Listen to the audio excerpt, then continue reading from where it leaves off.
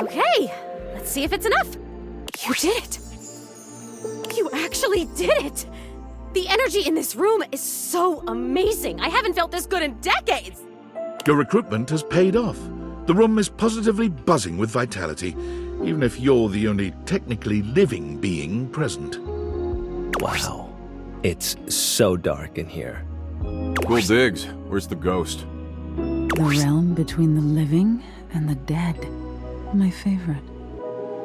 Why'd we get this ghost in here? Just so we can shut her down. Are there enough of us here?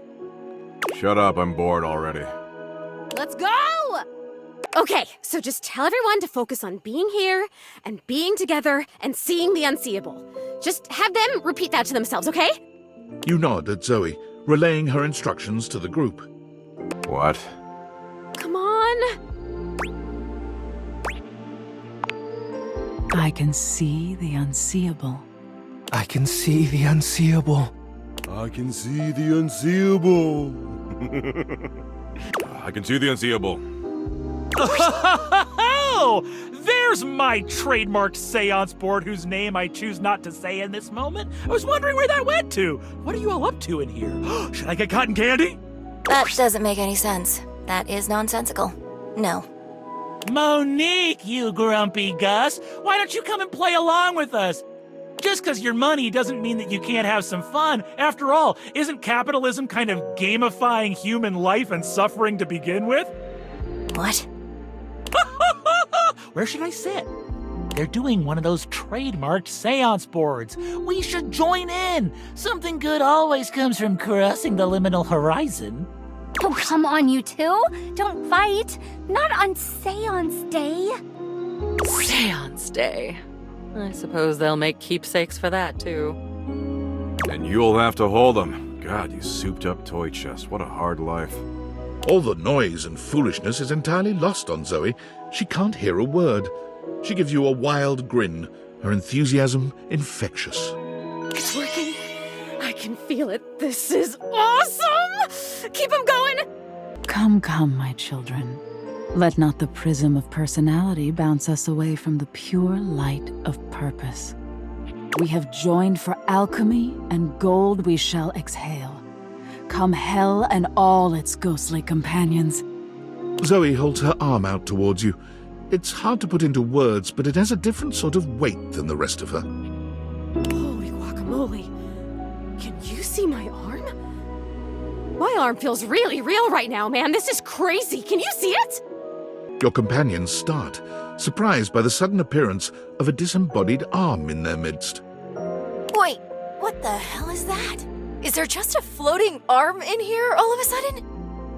Calm, child. Mommy will protect you. I am so great. I am amazing. Keep it going. I think I can actually feel my backbone, and I love it. I mean, I knew I was brave, but now I can feel it. I still don't get it. Why would anyone want to be anything but a ghost? Ghost life sounds like a paradise. Ghost life is the shit. Floating around aimlessly, judging, dreading. Sigh. Almost there. One more big push, and I don't know, but it'll be something. You've got it. Gosh, I don't think I've worked this hard since I entered that tinsel hanging challenge. Hanging tinsel's a challenge? Sure.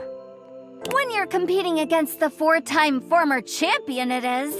But if memory serves, Holly, the 4-time former champion is... Me! How circular is life? Prepare yourselves, little ones. I believe the mystic moment is upon us. With a sudden burst of light, Zoe's once translucent form becomes opaque. She waves furiously to everyone present. Hi. You guys, can you see me? Holy shit. A ghost! I see those all the time in my acid trips. You have to get psychedelic with it. Mushrooms are the future. Ooh, she's adorable. What I could do with that. They can see me. You can see me.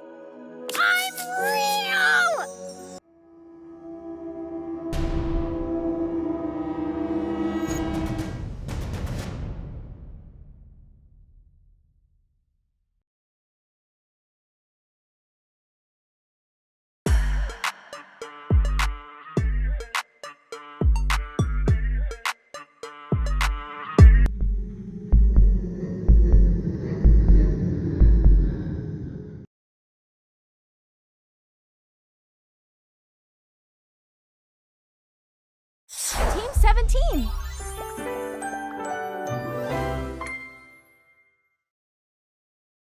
Sassy Chap Games.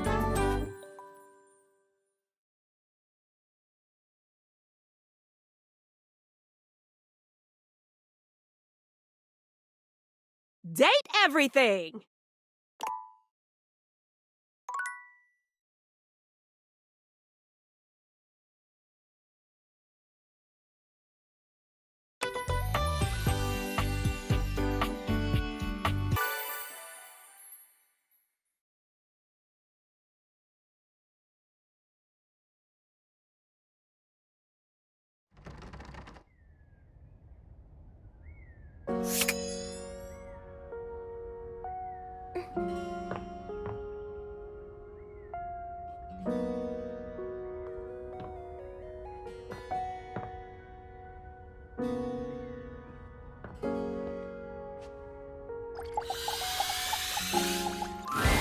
Bathsheba is deep into a novel of some sort when you see her.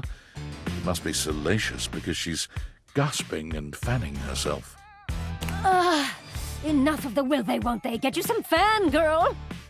Oh, just kiss her. Come on.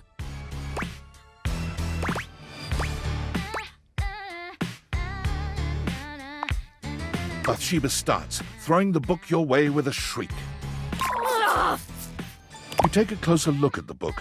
A ceiling fan and a pedestal fan, each with varying amounts of cleavage, stand chest to chest in a pose that lets you know right away this is a steamy romance novel.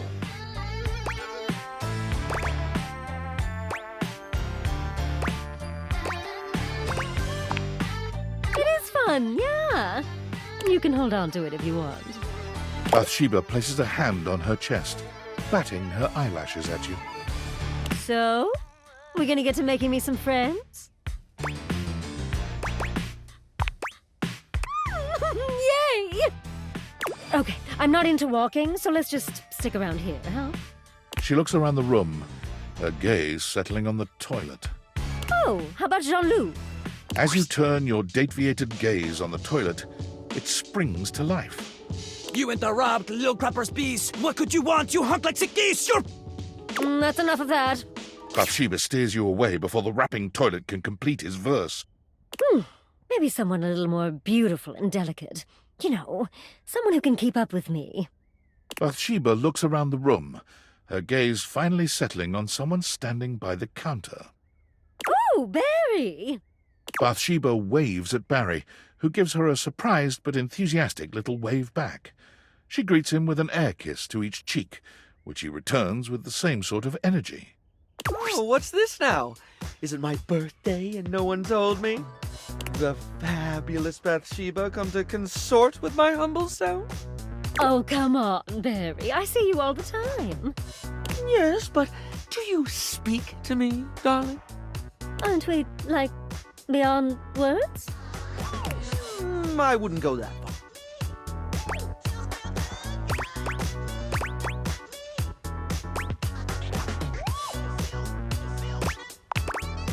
No way.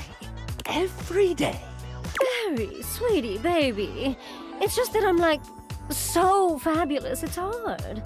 Listen, Barry, honey. There's no reason you and I shouldn't be close. I mean, we're both beautiful, and we love things that make you beautiful. Instant besties, right? Well, it would be nice to have someone to talk to about my latest obsessions. Oh, today it's snail mucin. You wouldn't believe the limitless beauty application snail mucin has. Snail mucin. Is that what it sounds like?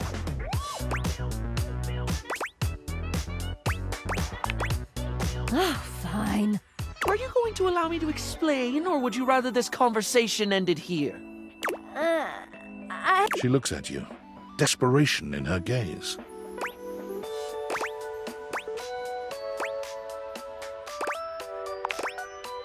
Thank you. As I was saying, snail mucin is a truly wondrous product. It's truly miraculous when it comes to dry skin. Here, why don't you try just this little bit? The snail mucin essence will make you a true believer. He holds a small jar out to you.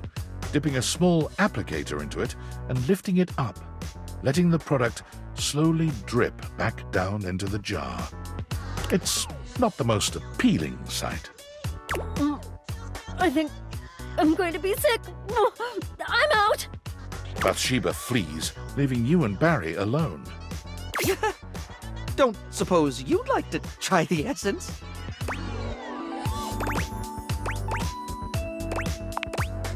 Well, at least someone around here is open-minded.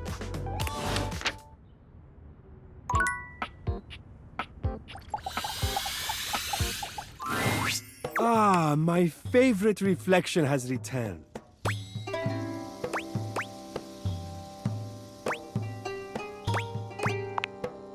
How could you even ask such a thing? If it were not true, then I simply would not say it. It is very easy to not say it. Ah, my not favorite reflection. See? Very easy. Awkward, but easy.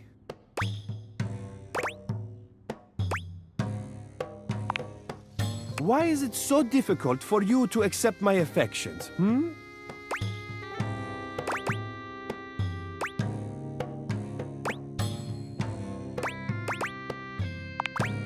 Perhaps you are overcomplicating it. Or perhaps you are not used to it. It is very easy to accept nice things, especially with a little bit of practice.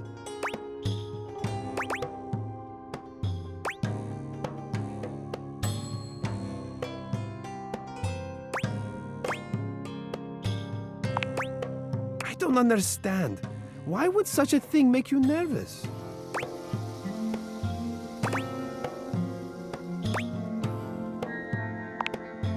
Ah, this feeling I am having. Yes, sadness. That is the saddest thing I have ever heard.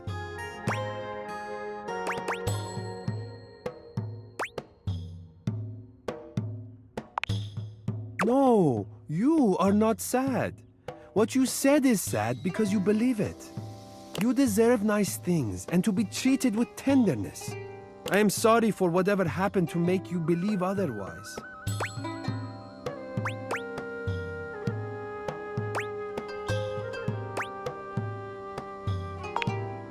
Do not worry, Aziza. I will make sure you receive that care from now on. If you will have it, that is. My care, my affection, my love. All that I am, all that I have to give, I lay at your feet.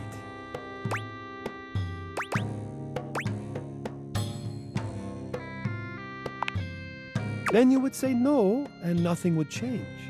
If you did not share my feelings, then you would be right to say it. I have no expectations of you. I offer you my love because it is what I feel, what is in my heart from the moment I first caught your reflection. It beats for you, and only you. It is yours completely, without question. Whether you choose to accept it or not, the answer is the same. It belongs to you. I would never regret giving you what is already yours, even if you did not want it. Doret begerdam, Aziza.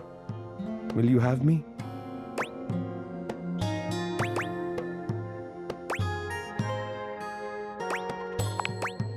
You see, as I said, it is easy when you know what you feel.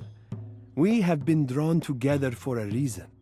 You do not need to fear being open anymore, Aziza. I will look after your heart from now on. It is safe with me.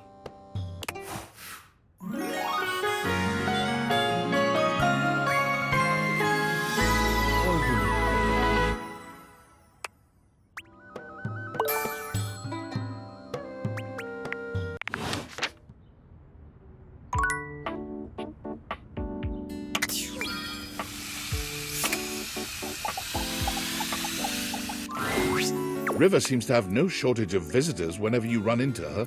This time, her companion is a statuesque figure in black. You recognize Lady Memoria right away. Don't concern yourself with the opinions of those beneath you. There is only one real answer to your question to begin with. Yeah. Ice, my dear. Ice preserves perfectly. It leaves everything just as it should be, forever beautiful. That aside, a lady never allows herself to boil over. Do not let them see you crack. Do you understand? Yeah. Excellent. Memoria breezes out of the room, not even looking your way. Perhaps she didn't see you, or perhaps she's just lost in her own thoughts. River doesn't seem at all encouraged by Memoria's advice. When she sees you, she starts for a moment, then sighs. Oh, hey.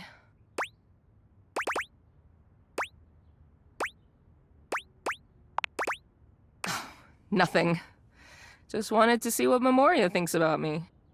Everyone I talk to has a different opinion about which version of me they like best. Nobody has said the same thing. What am I supposed to do with 10 different answers?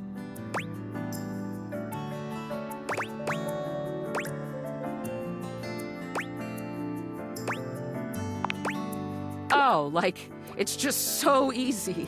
What would you know about that? I can't even help changing, you know? Even if I did have a preference for one state, I'm always gonna have to be something else.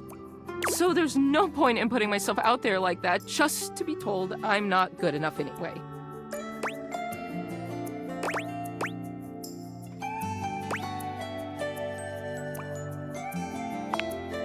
Thanks. River falls silent, perhaps thinking over what you've said to her, or perhaps turning over everyone else's words.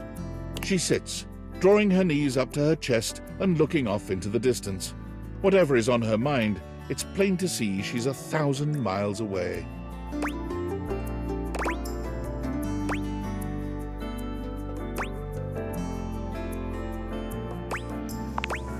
No. Go ahead. I'm lucky to have a friend like you help me figure this out.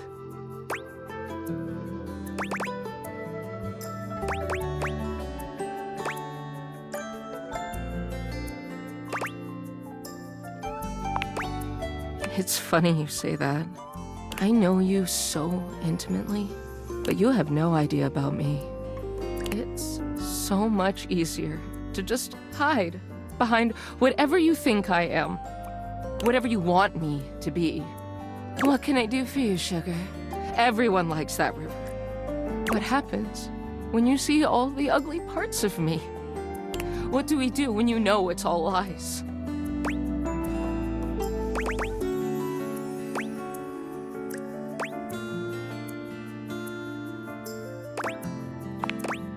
What if you don't like her?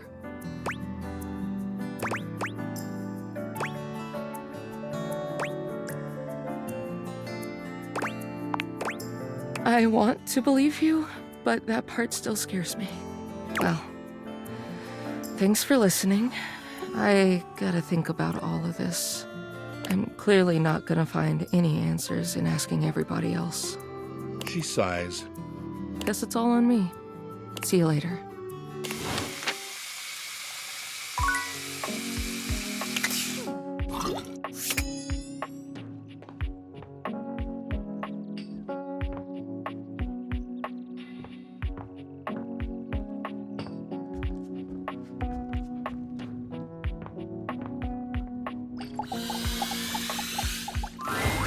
Well, well, well. The enigmatic Amber returns for another lesson. You ready?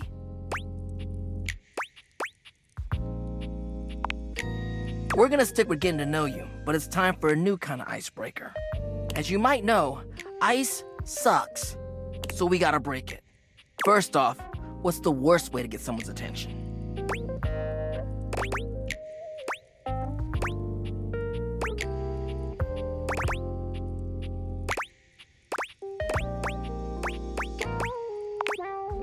Right! That's just an insincere and unsolicited form of selfish flattery. And for what? Someone who does that isn't trying to get to know you, they're just being a creep. So the real question is, how do you start a conversation with someone you don't know in a respectful way that also shows you might be interested in them, and hopefully makes them interested in you? Tricky, right? That's what we're gonna explore today.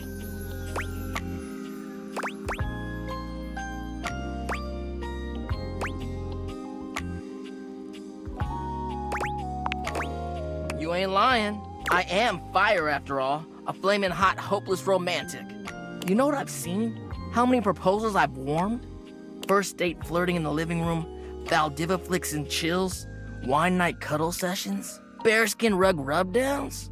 Let's just say I've done my research on this sort of thing.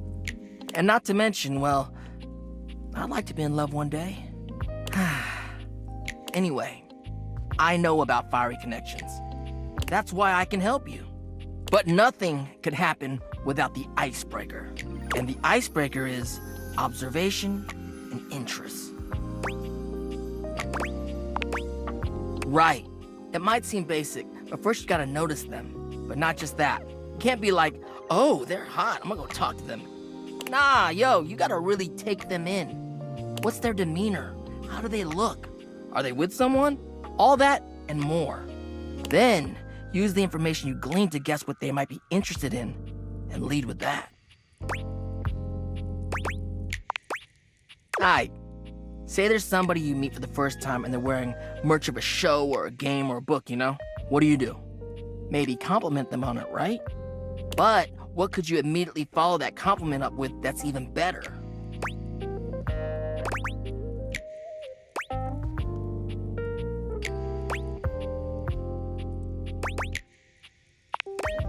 That's a good one. Smile, gently ease into the topic, and you can build a great rapport with them really quickly. So, you learn about, or even better, share in their interest. Make them excited about it. Start that connection by talking with them about what brings them the most joy. What better way to build a friendship?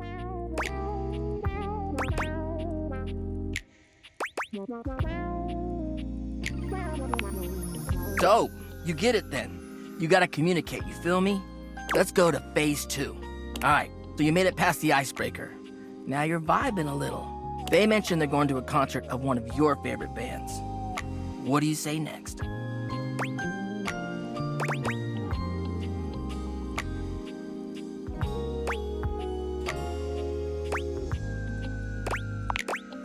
That's what I'm talking about, playa. Keeping it nice and casual and taking an interest while showing interest. Smooth. If they say no and they don't really have any friends who are into this band, let them know you might be down to go if they want company.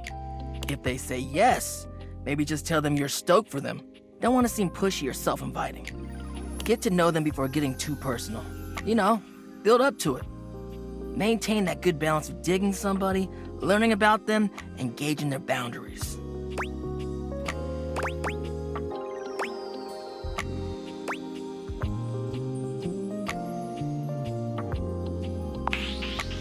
Oh, well, damn.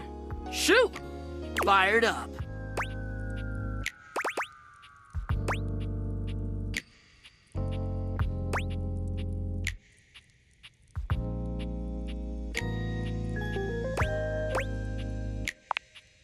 Well, it's about actually making sure you build a friendship with a prospective partner. Humans are out here getting into situationships and they don't even think about actually accepting their partner for who they are. Like, no. You ain't gonna change a person to your whims just because you think they're hot and want them. You don't get to change how they are to suit you.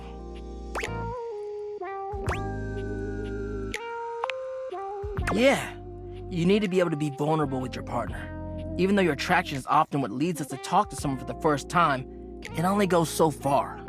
If you want a long-lasting relationship that is sexy and mutually fulfilling, it's about the personal trust you build with them based off your mutual friendship. That, to me, is the most important thing.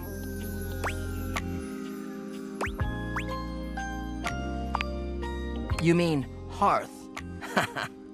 Thanks for the chat. I'll see you at the next lesson, huh?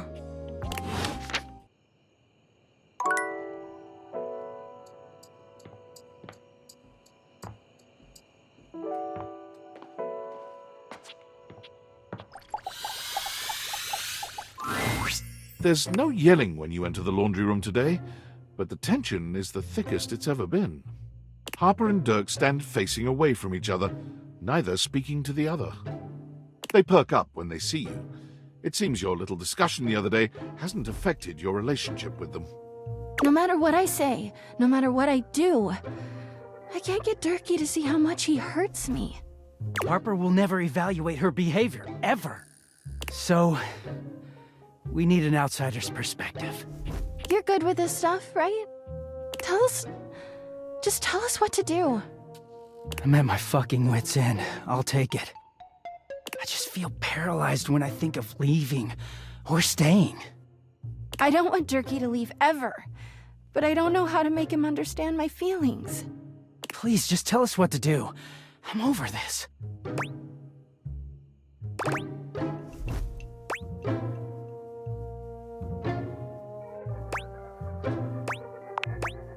Dirk places a gentle hand on Harper's shoulder, turning her to face him and tilting her chin up towards his face.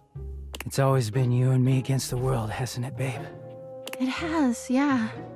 Everyone tries to say we're toxic, that we're unhealthy. Who the hell are they to tell us we're dragging each other down? Who are they to call you a shrieking harpy who sinks her claws into anyone who will tolerate her for longer than 5 minutes? Yeah, you're right. I'm like, what does it matter if everyone calls you a low-down, dirty, cheating, lying dog who slings his 100% cotton dick all over the house? What do you mean, everyone?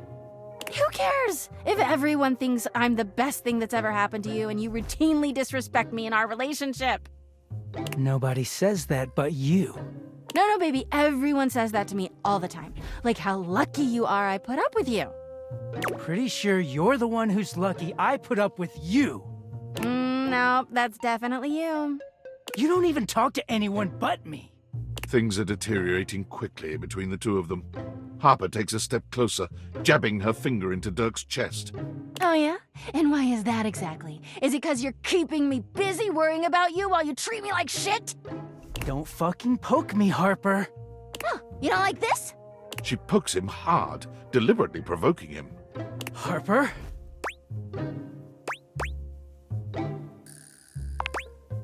Harper and Dirk both turn to you immediately, throwing their arms around each other's shoulders and smiling. Hey, we really gotta thank you. Everyone wants us to fail, but you kept us together. You're the only one who believes in us as much as we do. Aww. Thanks. Harper and Dirk look at each other, sharing a silent look you can't decipher. They turn to you once again. Dirky and our relationship is totally perfect. Yeah, nothing to work on. No flaws at all. So, why not make our relationship even more perfect? They both hold their hands out to you, like villains in a fantasy story, tempting the hero. Won't you complete us? Make us the happiest couple in the world. Date us?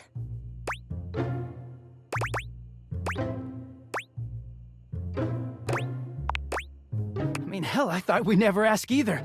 I didn't think Harper could handle sharing. Of course I can handle sharing, Dirky, but I'm not surprised you're into this. After all, you've been sharing with the entire house.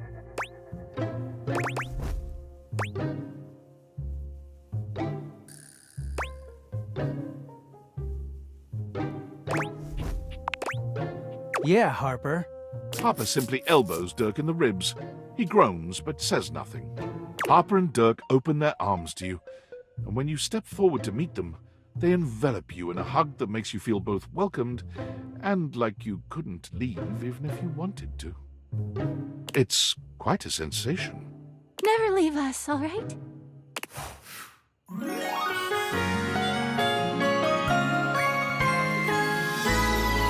leave me, okay? You should have run.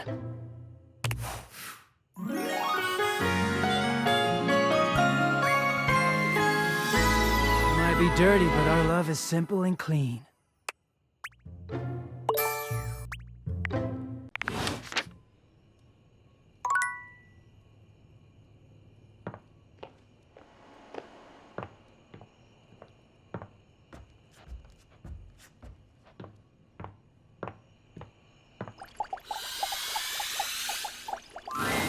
You brought some spirits. I can feel it. Let's see how many you have.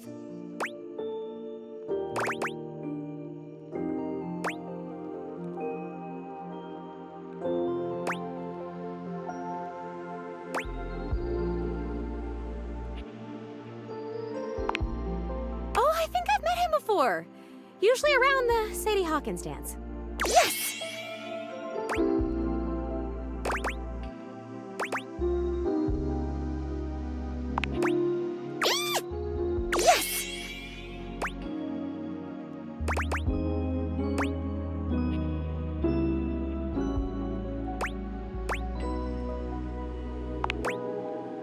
I love it. Yes!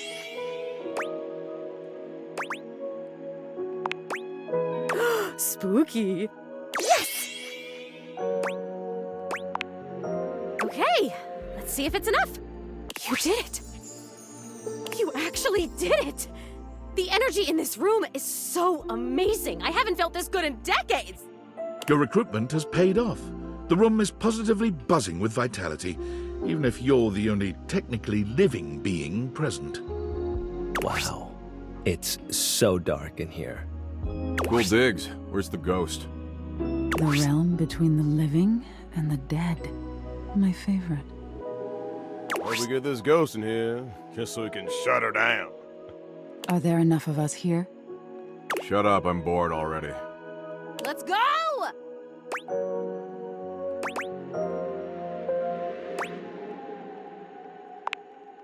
Okay, so just tell everyone to focus on being here and being together and seeing the unseeable. Just have them repeat that to themselves, okay? You nod at Zoey, relaying her instructions to the group.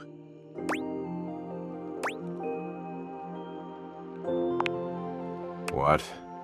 Come on. I can see the unseeable.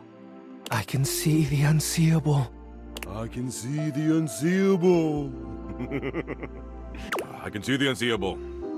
Oh, there's my trademarked seance board whose name I choose not to say in this moment. I was wondering where that went to. What are you all up to in here?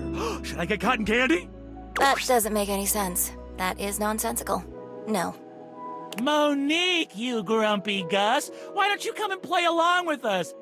Just because your money doesn't mean that you can't have some fun. After all, isn't capitalism kind of gamifying human life and suffering to begin with? What? Where should I sit?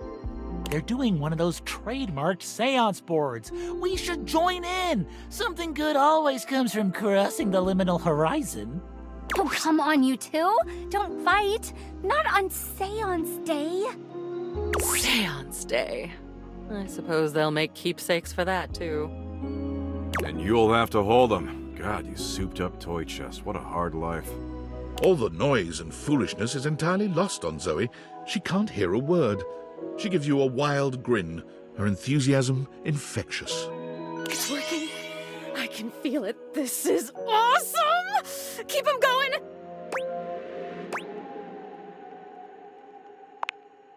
Speaking of the trademarked ghost summoning game, we should surely copyright our Mystic Ventures here, don't you think? Mystic Ventures! That's trademarkable! We could copyright that! It could be a worker placement game with a spooky spinner in the middle. We could get this out by the holiday season! I'll add it to the tracker. Come, come, my children. Let not the prism of personality bounce us away from the pure light of purpose. We have joined for alchemy, and gold we shall exhale. Come hell and all its ghostly companions. Zoey holds her arm out towards you.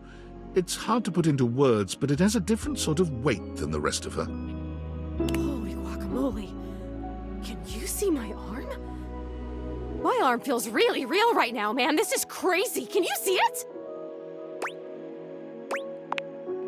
Your companions start, surprised by the sudden appearance of a disembodied arm in their midst. Wait, what the hell is that? Is there just a floating arm in here all of a sudden? Calm, child. Mommy will protect you. I am so great. I am amazing. Keep it going. I think I can actually feel my backbone, and I love it. I mean, I knew I was brave, but now I can feel it. I still don't get it. Why would anyone want to be anything but a ghost? Ghost life sounds like a paradise. Ghost life is the shit. Floating around aimlessly, judging, dreading. Sigh. Almost there. One more big push, and I don't know, but it'll be something. You've got it. Gosh, I don't think I've worked this hard since I entered that tinsel hanging challenge. Hanging tinsel's a challenge? Sure. When you're competing against the 4-time former champion, it is. But if memory serves, Holly, the 4-time former champion is... Me! How circular is life? Prepare yourselves, little ones. I believe the mystic moment is upon us. With a sudden burst of light, Zoe's once translucent form becomes opaque. She waves furiously to everyone present. Hi. You guys, can you see me? Holy shit. A ghost! I see those all the time in my acid trips. You have to get psychedelic with it. Mushrooms are the future. Ooh, she's adorable. What I could do with that. They can see me. You can see me. I'm real! We have pierced the veil! Isn't that wonderful? I've always said every single trademarked seance board is real, and we have a devil at the factory who helps curse them. So now what? I choose now, right? Yes, O sprite that was. A decision lies before you. Depart this muddy terrestrium for parts unknown, the blessings of your memories, your senses, yourself packed with you, or stay.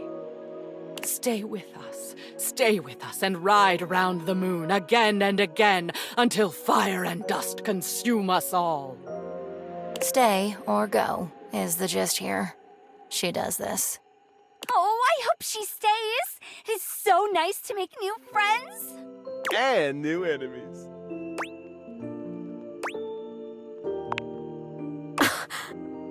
I'm staying. Are you kidding? I'm totally staying. This is the best day of my death!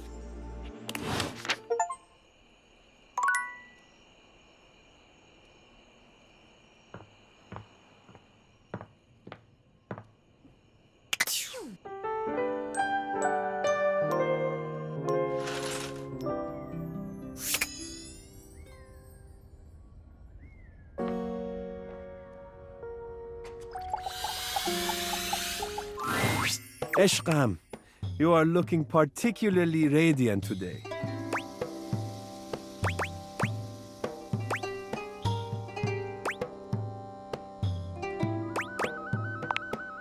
Excitement! I'm not surprised we have come to this moment at last. I have known for some time what a marvelous human being I would make. I will make. Ah, yes, it is time. You have the necessaries?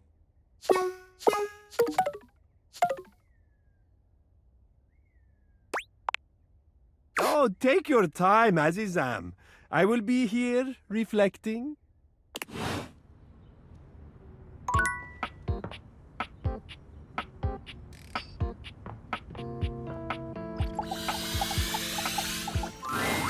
What the hell do you want? Yeah.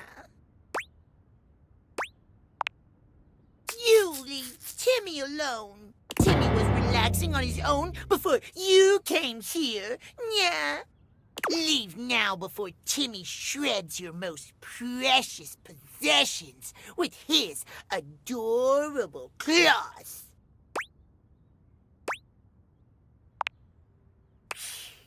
Timmy has his ways. Just go. Yeah.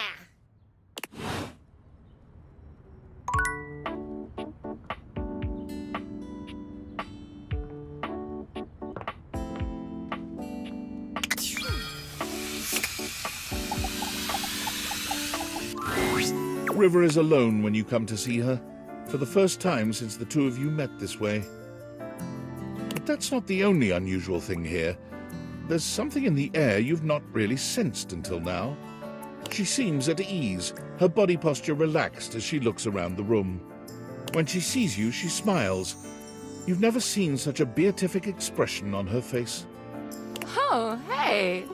I'm so glad you're here. I was just thinking about you.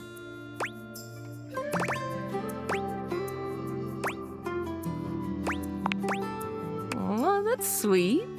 I just wanted to thank you for our conversation the other day. Nobody's ever really seen all of me, you know?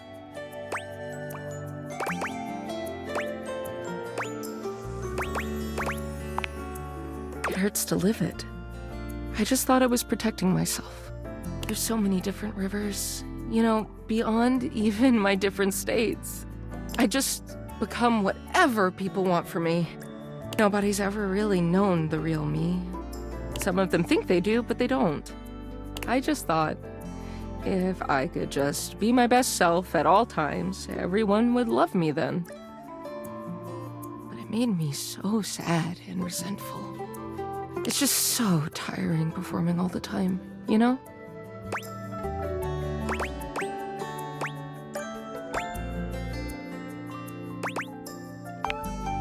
I'm so sorry you had to do that. I wouldn't have guessed. You seem so comfortable being yourself. To some extent, this will always be me. Changing my state is out of my hands. It's who I am. But I don't have to change me. Does that make sense?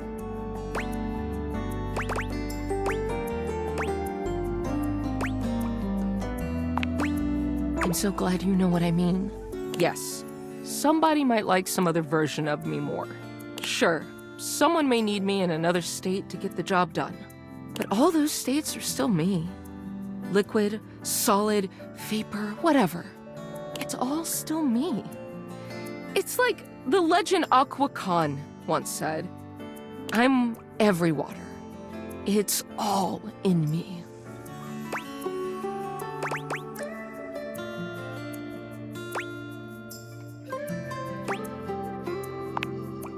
Yes! She exhales, as if steadying herself. Anyway, I don't think I could have had this breakthrough without you. You watched me question myself and everybody around me. I didn't even realize it at the time, but I really let you see the neediest, worst parts of me, and you didn't even care. I know you well, but you barely know me. And still, you let me be me. Her smile grows warmer. There's a new tenderness in her gaze. It means a lot to me. More than I can express. She reaches her hand out to you. I know you intimately, but you've never gotten to know me like that. I just want to show you everything. All of me. Would you like to take a bath with me?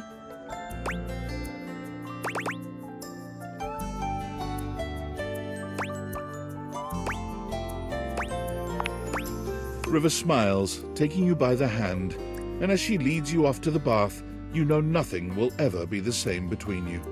It's not as if the bath itself is a novel experience, but this time it feels like the bath is taking you. The water is perfectly warm, caressing you in your most intimate places with a touch that's both gentle and bold. There's no doubt that when the night ends, the two of you know each other more intimately than you could ever have imagined. River is such a constant presence in your day in so many ways. She might be ever-changing, but knowing that she feels safe enough to be her truest self with you means the world.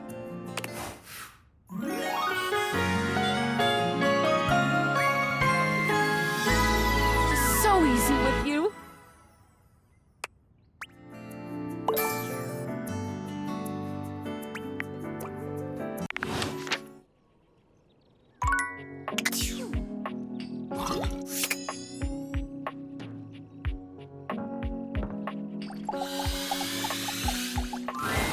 You're back. I'm thrilled. Always good to see a friend.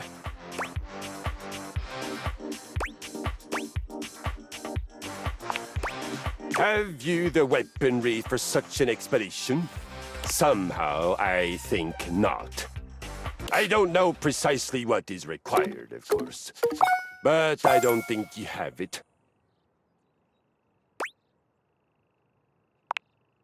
Stay?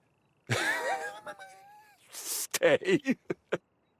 I am a roving, wandering wind of lusty vengeance. I mean, it's also not like I can really go anywhere, but don't you dare tell me to stay! I am not a hound.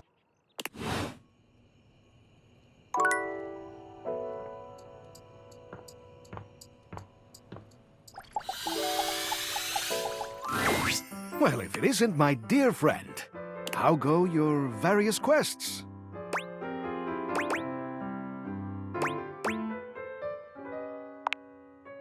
Well, that's great to hear.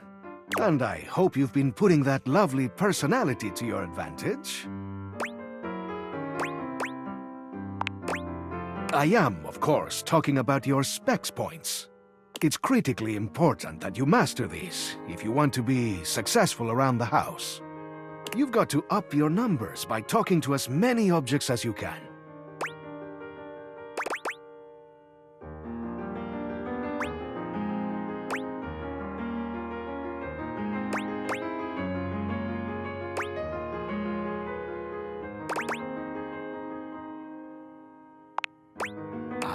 You know it, you saucy dog.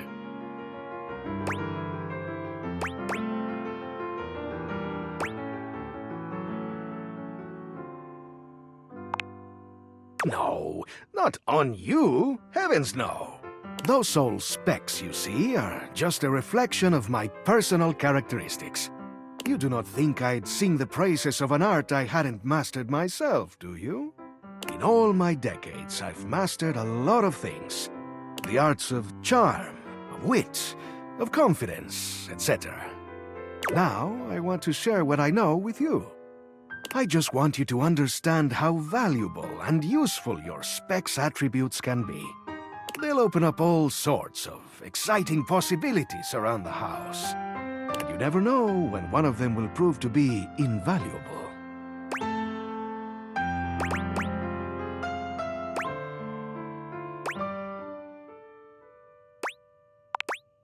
Well, I just want you to succeed.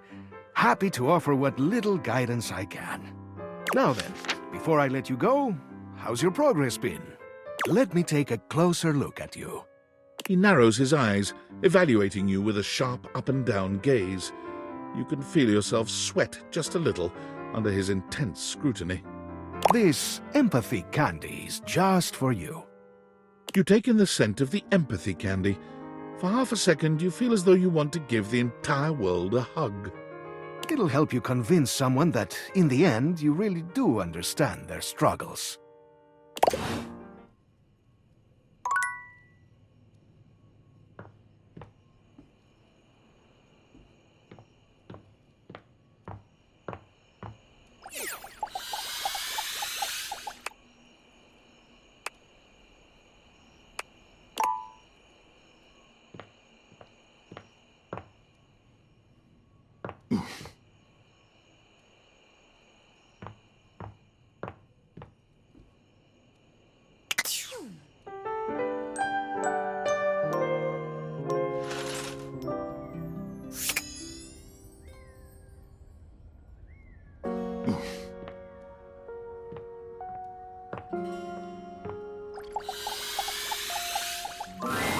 Zoe's usual excitement is tempered today, though she seems no less happy than she'd been after the seance.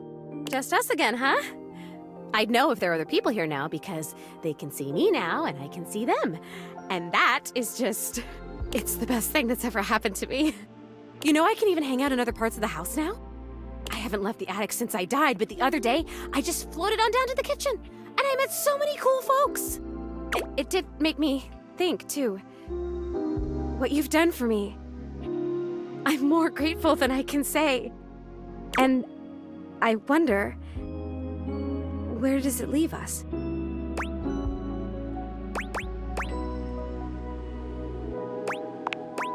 I mean, I can see you and touch you, and you can see me and touch me.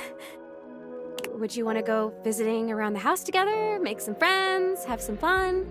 Or maybe a quiet little seance for two up here, just us.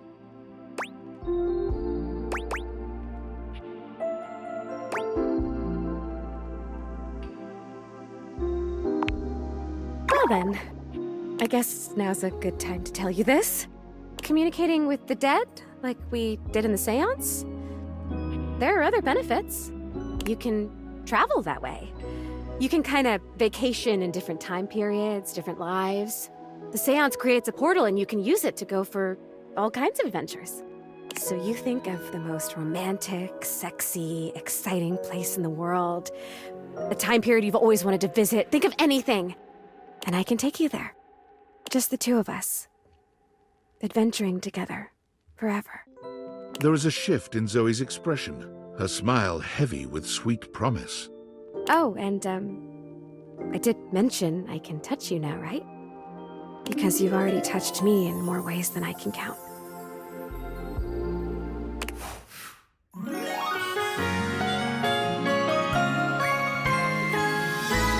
think I'm gonna cry!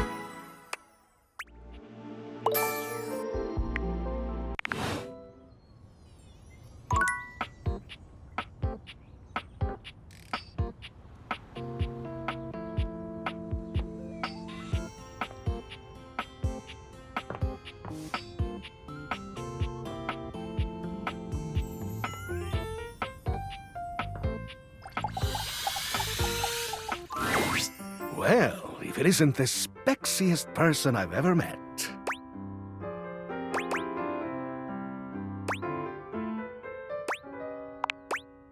Ah, I thought it was rather clever. Perhaps I'm a bit behind the times. Anyhow, to what do I owe the pleasure? Brilliant. What about?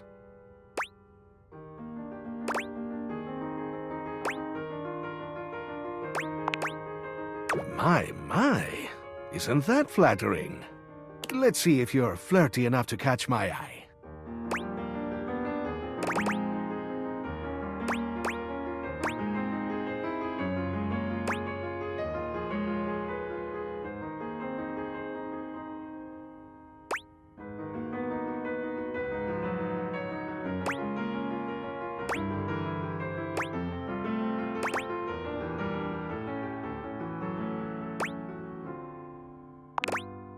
Ooh, I love a bit of banter.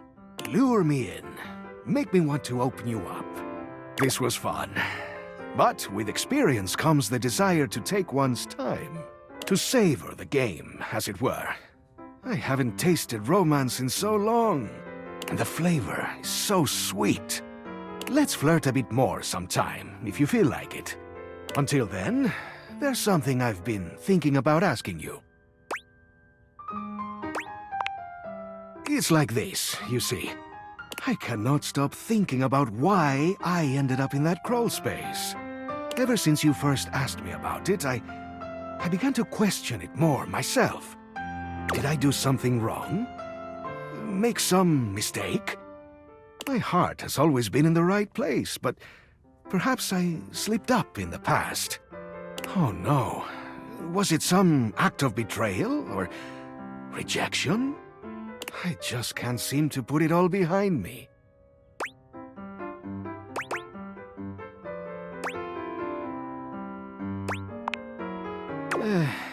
There is one way I can think of, but it might not be so easy.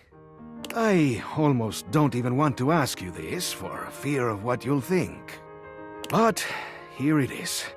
As you may or may not know, I believe one of the previous owners of the house is affiliated, shall we say, with your current employer.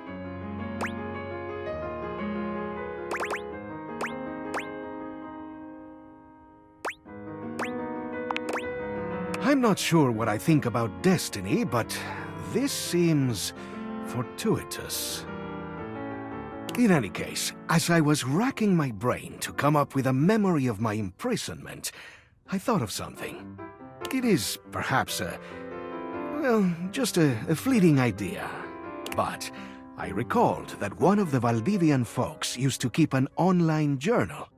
He was, in particular, a real stickler for recording dates, accounts, etc. But most specifically, the locations of important things.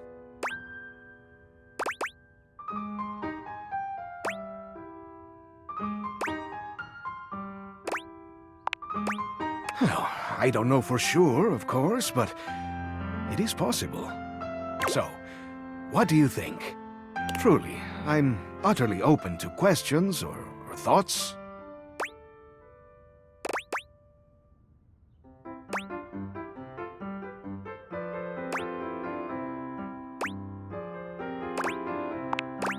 I've thought about this. Now, I am not certain, but I have a feeling Mac could do it. They are so gifted. They could probably... what are the youth calling it these days? Hack it.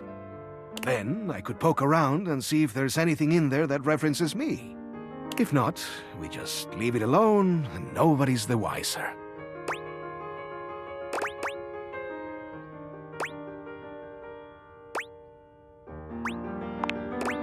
We could ask Mac about that, but I don't think it's a big danger. I am not saying there is no risk, but I think Mac is clever enough to pull it off.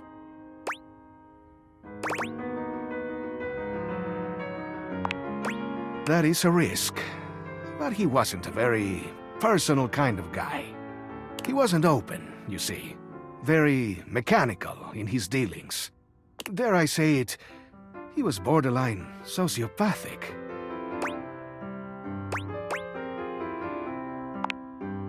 I agree.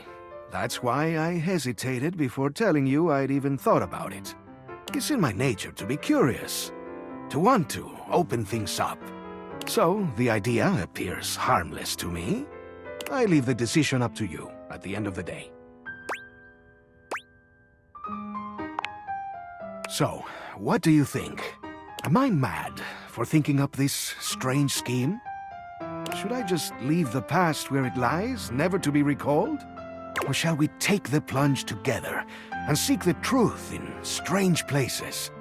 I will gladly abide by your decision, whatever it is.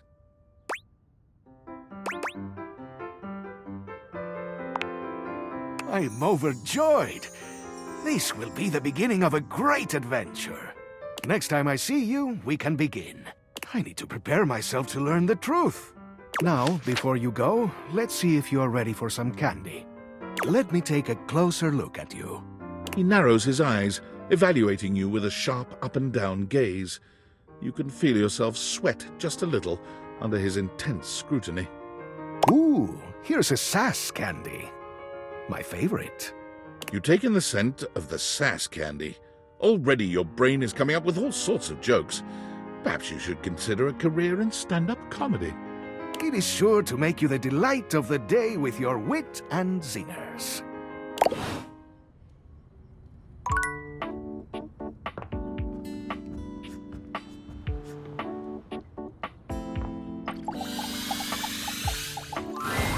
What do you know? The little pickup embryo is back for another lesson. I hope you're ready for some more complex pickup strats.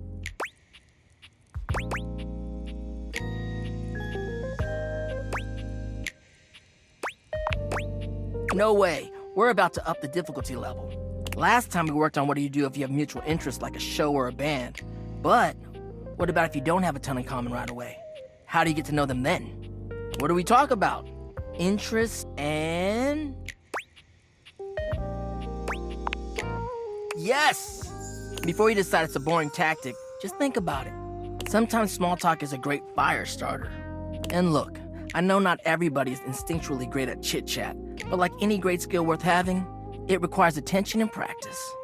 So, let's say you were meeting me for the first time at a friend's party. What's stuff you can observe about things going on around us, or about the situation happening? Let's roleplay, shall we?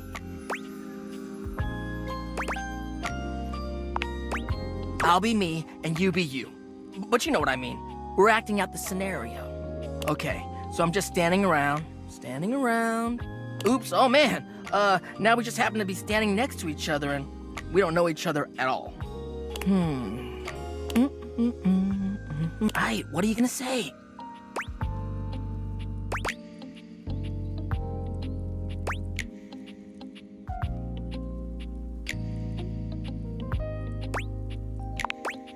Oh crap, I didn't think you'd go that boring. But whatever, the weather is totally valid, bud. Okay, let me just, rearrange it in my mind. Yeah, super nice out here, huh?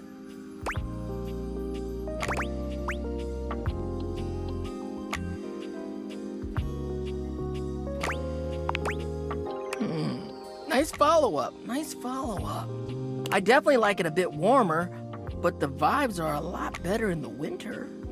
What about you? Nice. Nothing fancy, but it's effective. And sometimes the wildest, deepest, and most fulfilling relationships can come out of the most simplest shit. Good job. You're on the path. So, anyway, before you go, any other non-dating advice questions you might want to ask about me? Fired up.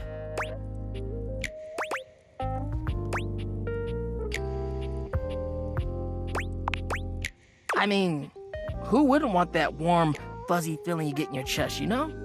I want to be able to show humans that keeping someone warm physically is alright, but emotionally, that shit slaps.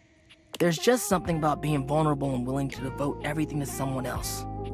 That's why I love love.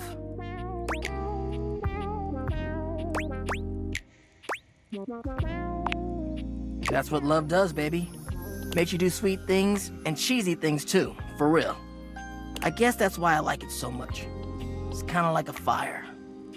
You can keep it controlled, but sometimes it just goes wild. And I like it both ways. Anyways, later.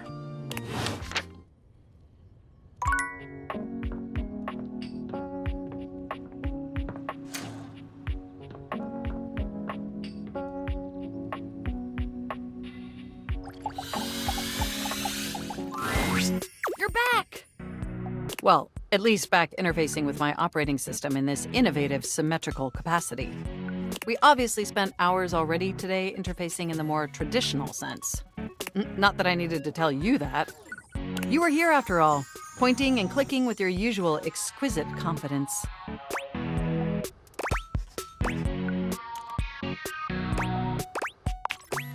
And oh my god, the double clicking. Have I ever complimented your double clicking?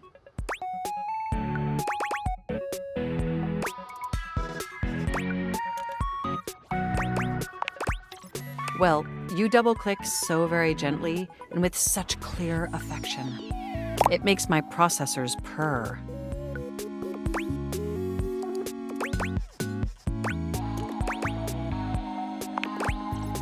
No, thank you. By the way, I also wanted to articulate, that new underwear you ordered online looks incredibly stylish. A slight flush creeps across their cheeks. Imagining you in it really makes my CPU overheat.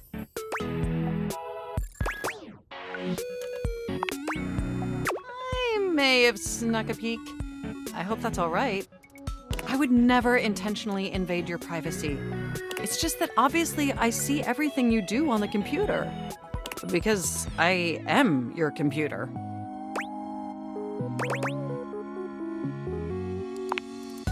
Knowing that makes my arithmetic logic unit flutter. Regardless, I'm so glad you came back today. Now we can finally update my operating system.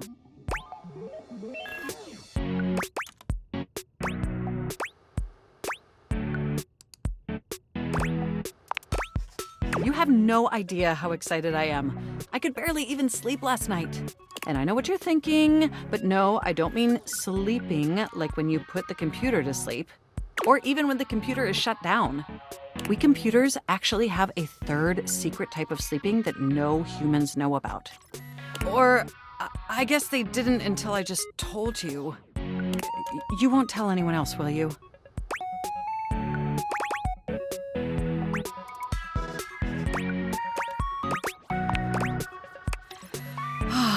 I knew I could count on you. Computers have an extremely tightly knit social circle, you know. And word spreads at literal hundreds of megabytes per second. I guess that's the price you pay for being perpetually connected to the internet. Look up terminology online in the dictionary and you'll find a picture of me.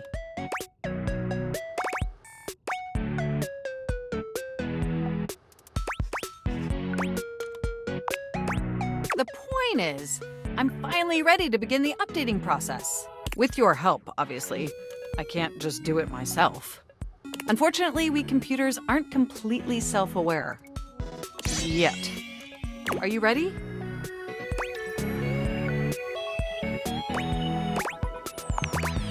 First things first, we'll have to download the update from the website. So just open up my browser and go to valdivian.com. You follow Mac's direction to the letter, typing and clicking just as they instruct you. Yes, that's it. That feels nice. Now click on the Operating System Update tab. You'll want to find the newest version, Trenton. All Valdivian OS iterations are named after the most scenic cities of New Jersey.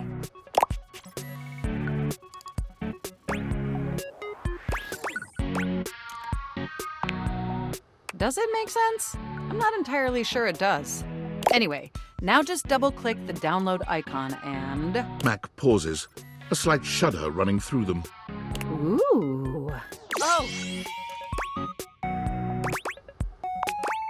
They look away from you, blushing profusely.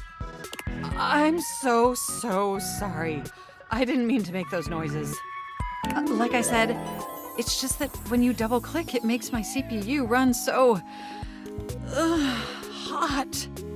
It's incredibly embarrassing.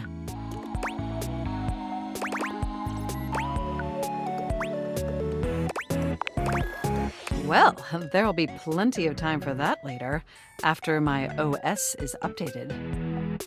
You know, I really can't believe we're finally doing this. I've dreamt about this day for such a long time, and now that it's here, I can barely contain myself. Are you as excited as I am?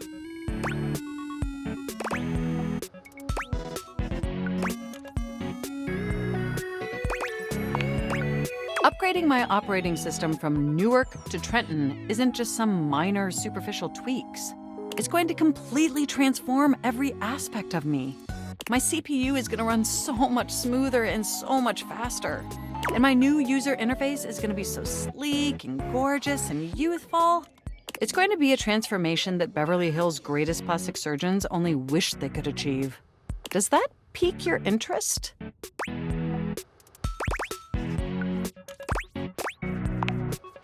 I thought you'd say that. But back to the task at hand. Okay, now that we've downloaded the software, we'll have to install it. So if you just... Oh, shoot! I'm afraid it's an odious impediment. The software update takes up an inordinate amount of space on my hard drive. Terabytes more space than is currently available. The only way out of this predicament is for you to somehow delete a massive amount of data.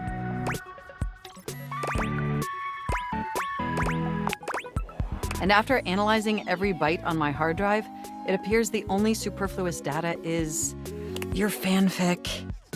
I'm afraid you'll have to delete a substantial portion of it to install the update.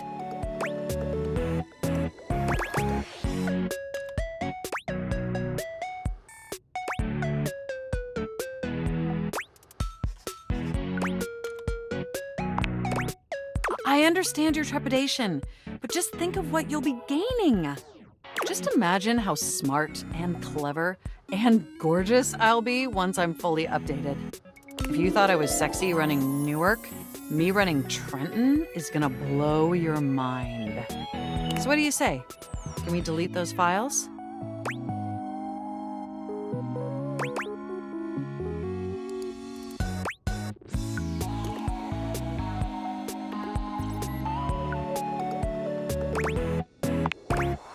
Your selflessness only makes my affection cash for you increase exponentially.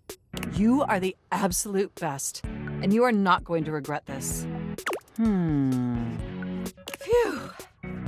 Now there's enough available space on the hard drive. We can finally install the update!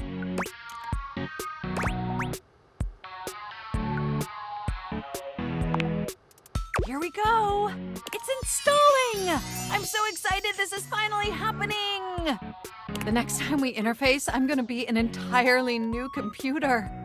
And more importantly, I'm finally going to be good enough for you. Oh, I better calm down. If I get too excited, my CPU will overheat again.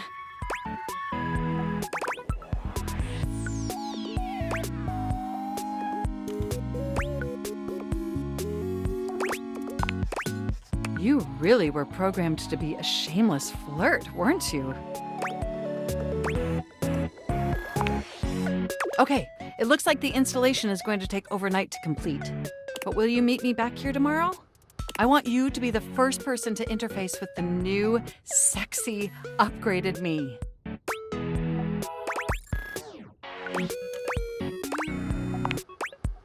processors are positively buzzing with excitement.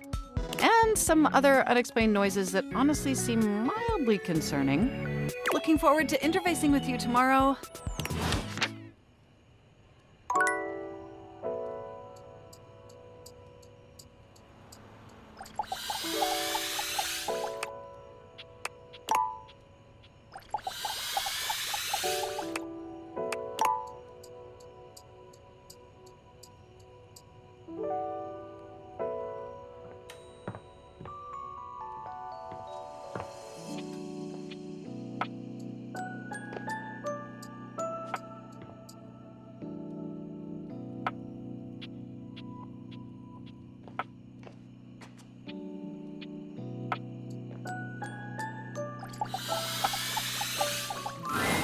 It's my favorite customer. What can I get for you today? Sure thing. One latte coming right up. Kopi gets to work, grinding and pouring and mixing with an impressive speed. And voila! One latte just for you. Hope you like it. Be sure to try out one of our other flavors when you come to visit next. We'll see you next time.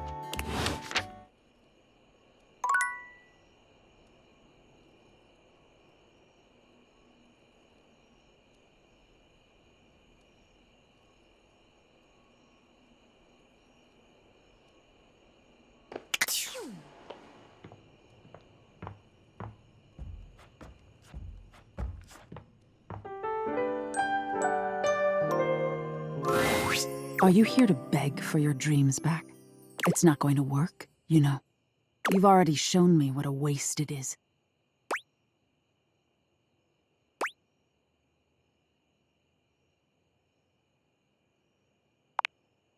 Oh. Well, I do miss making your dreams. It was getting so boring without it. Let's start again as friends, then. See you in your dreams, then, friend.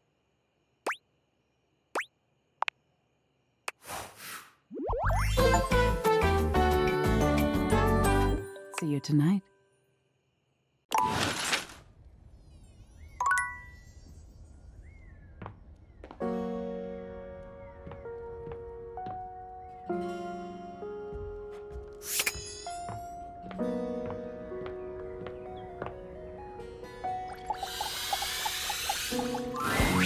You're back. Sorry if I'm a little groggy. You just caught me right in the middle of rebooting. I don't know why, but rebooting always takes forever after a new OS update. Have you ever noticed that?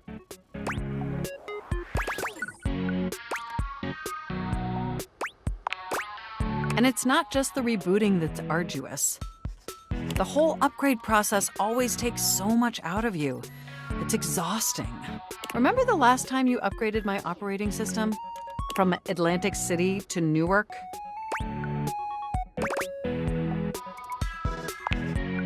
It's burned into my diodes. That upgrade was supposed to make everything run much more efficiently. At least that's what the commercial promised.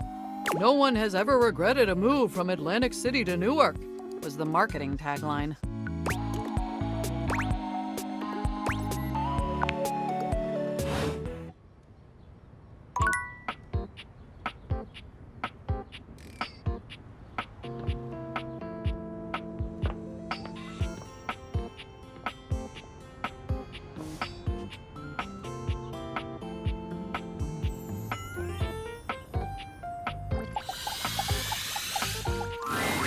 You're back! Oh, Sadiq, go lick someone else's hands. I don't care how dirty they are. Off with you. Go to your tray. So, have you found someone to help yet?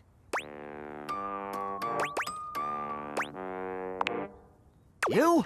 Alone? I doubt it. Come back when you've found a professional.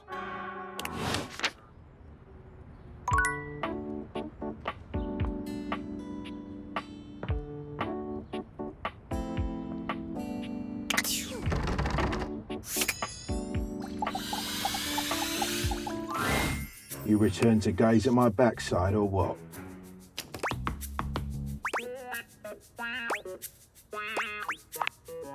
Maybe find me somewhere else.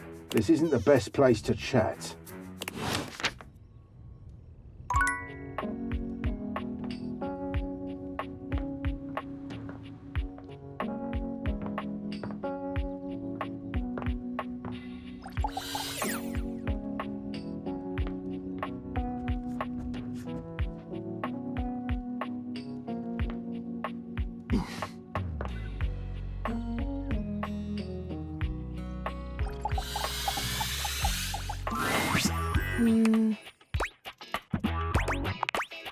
One moment.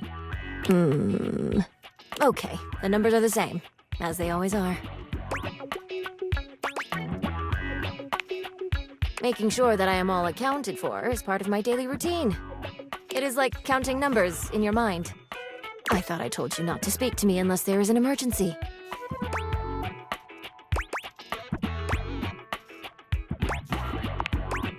An uninsured vehicular accident, an overdue credit card bill, rental coverage in the event your income falls short. Any event with similar dire qualities qualify.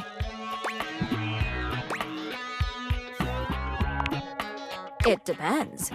That is why I check every day to see where we're at. I have to plan for every contingency. Then I have plans for that as well. Well, having fun is a luxury I provide for you as well. I will also be there for you in the scenario that you decide to overindulge. It is always good to be prepared. Duly noted. I realize I may have come off as cold last time. I apologize. It is not often I get visitors. Usually when someone comes to me, it means something bad has happened.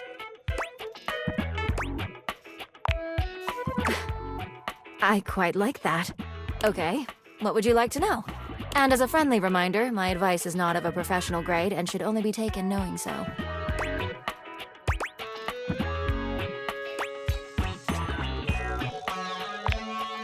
Aside from the obvious restraints, I would advise looking over repeating transactions and see if they're still relevant. For example, is there a cheaper insurance policy you can find? How many streaming platforms are you actually using? Have you been keeping up with that MMORPG subscription? Once you cancel some of those payments, you will notice a change in your monthly statements. Of course. Now, if you will excuse me, I am going to recount, just to be sure.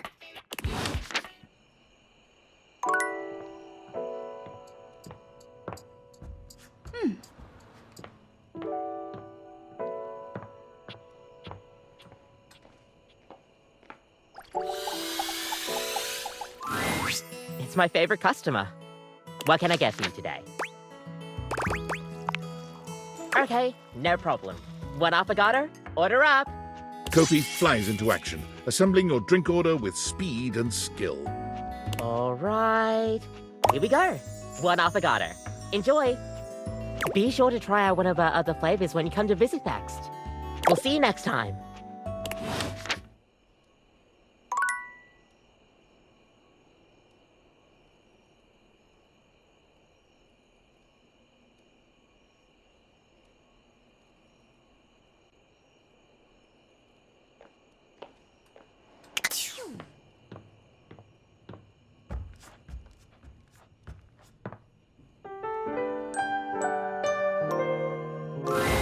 Nightmare looks both pleasant and horrifying tonight.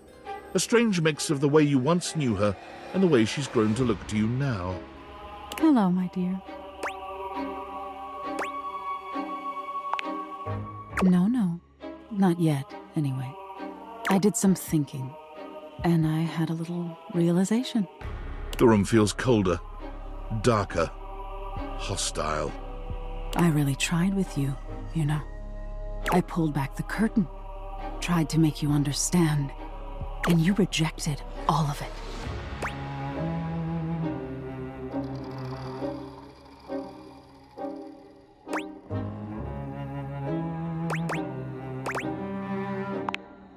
For you to fucking listen. But you just couldn't help yourself. Nightmare seems larger somehow, looming over you in a way that activates your fight or flight. but you can't move, can't speak. That's it. If you don't value me, won't engage with me, I don't think you deserve to dream anymore. You don't deserve to live, really. Maybe I should take more than your dreams from you. Your body is melting, and your thoughts are a chaotic scramble. Perhaps you could have avoided this by being nicer to her, but you're past regret now. Look at that regretful expression. It's too late, dear. You had your chance. Maybe someday you'll be willing to look inward and find the things I've been trying so hard to show you. But from here on, you'll wake exhausted, with nothing in your mind.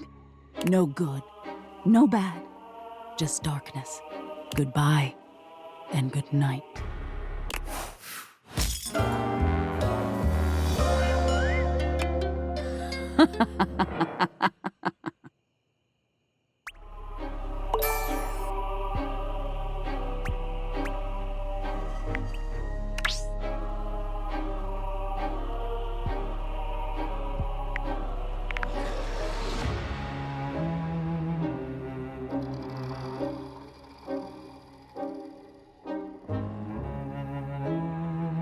That's the stuff dreams are made of.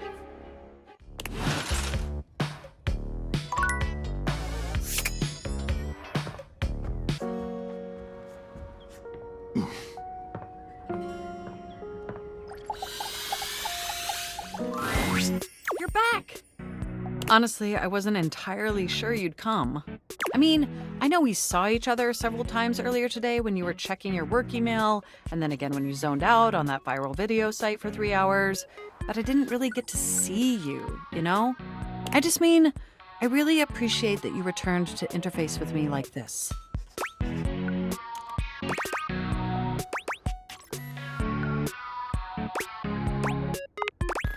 Well, I know actually showing up probably wasn't easy. And I know there was some tension regarding how we disengaged from our previous interfacing session.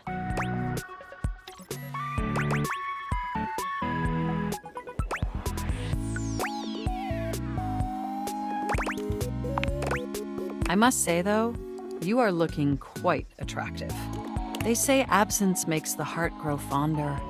And when it comes to you, that's absolutely the case. Look, do you wish to know the truth?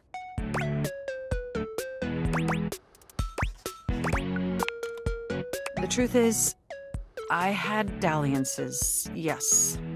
But ultimately, that's all that they were. And no matter what I was doing and who I was with, I never stopped thinking about one thing. You.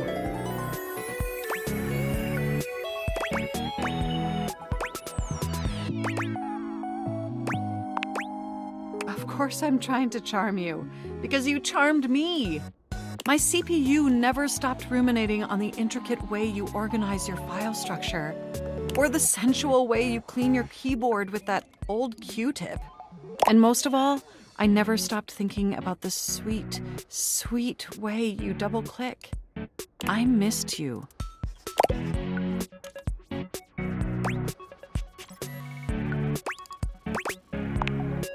With every integrated circuit in my RAM. But my question for you is, did you miss me too? I am so incredibly delighted to hear that. This brings me to my second and far more important question. In the same way you upgraded my operating system, do you want to upgrade the status of this relationship? Don't answer yet. Think hard on it for a moment, and when you're ready, type your response into this programming terminal.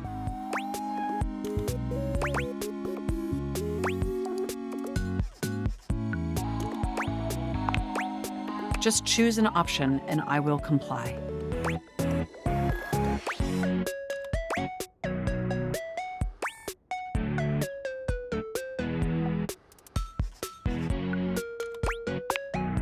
You want to be together?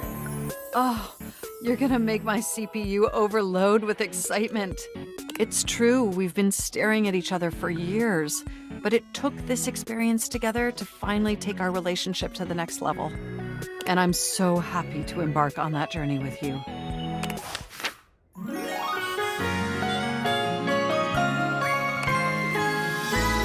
You make my CPU overheat, baby.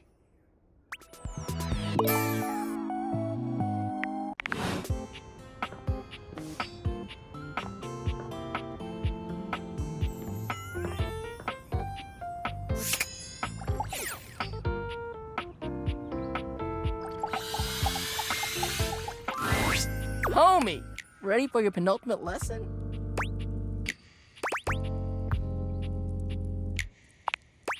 Sick. Now, part of you must be wondering, Dante, we've already gone through pickup lines, interests, and observations.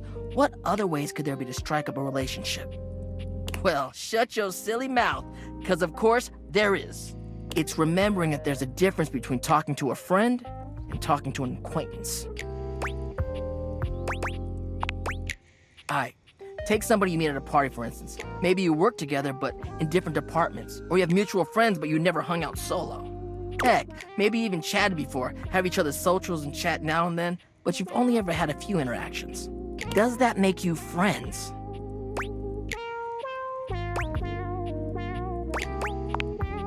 Whew, alright, good. That's good that you know that. Sometimes others just automatically assume you're friends with somebody just off a few small interactions in real life or on socials. The parasocial paradox is real.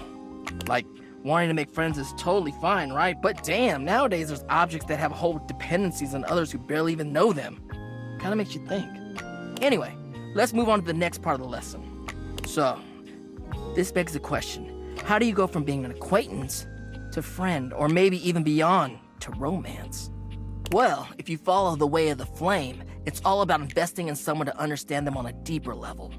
Sure, you may have broken the ice, but that's just the tip of the iceberg. I'm gonna teach you how to melt that sucker down.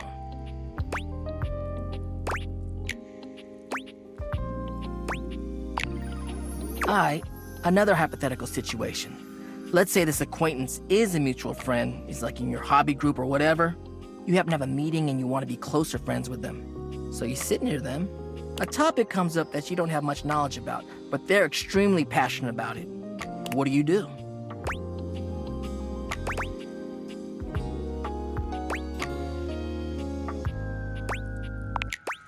On the ball, showing that body language, that active interest. You may not understand everything about what they like, but you want to learn more because you're interested in what they have to say, and by extension, them. You're really getting the hang of this. All right, nice job. That concludes our lesson. This is really fun. Have you got any questions for me before we go?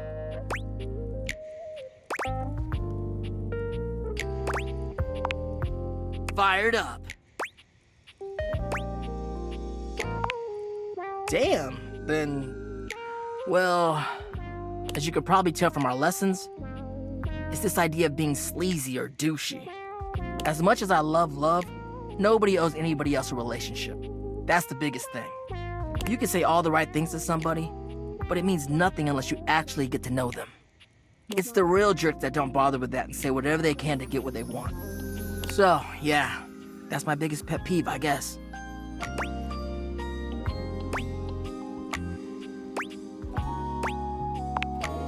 You're a good listener. Peace out, homie.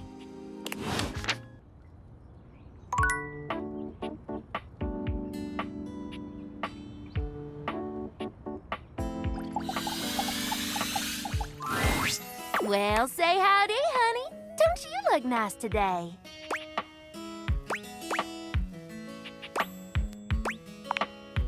I can tell.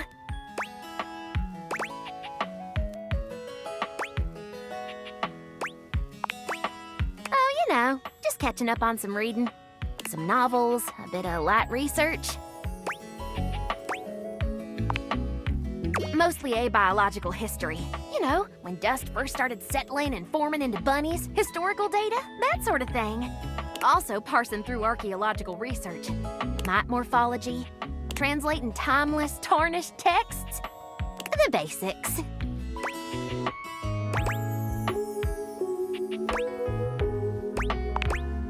Oh no, sugar. I'm tenured at Dirk. the Domestic Institute of Research and Technology. That's right.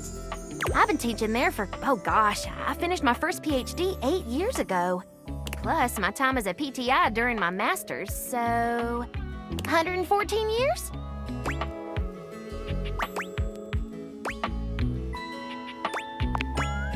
Well, thank you, sugar.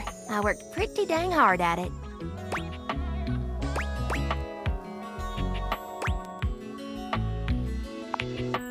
It's been a lot of mud, sweat, and tears, let me tell you. Others were already judging me based on my looks. Why not own it? And get paid for it, too.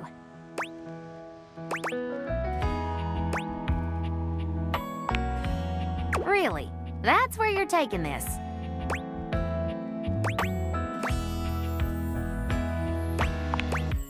I'm teasing you, honey. You're awful cute when you're flustered.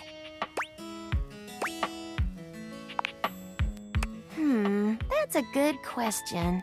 I'm not quite sure. I suppose, well, what any dust is looking for. Love, friendship.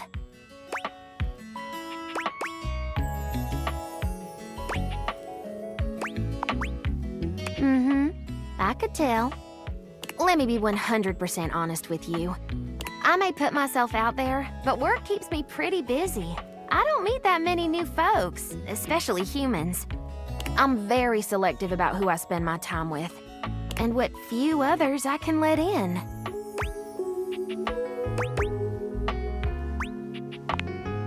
That's right. I keep myself hidden for a reason. Don't be too forward with me. I don't like it. Why don't we join back up here after a while and try our hand at a proper rendezvous?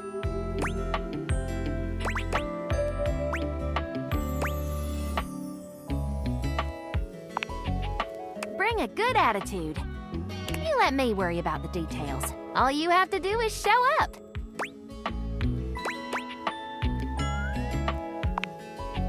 See you around.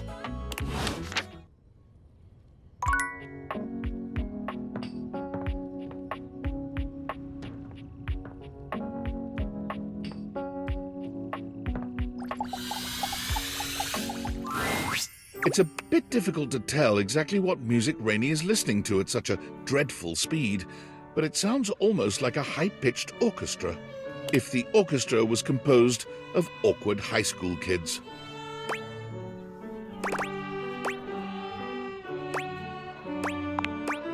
Well, record sleeve says it's your local high school band. None of these kiddos are virtuosos, but can't you just feel the human spirit radiating from all those shaky notes?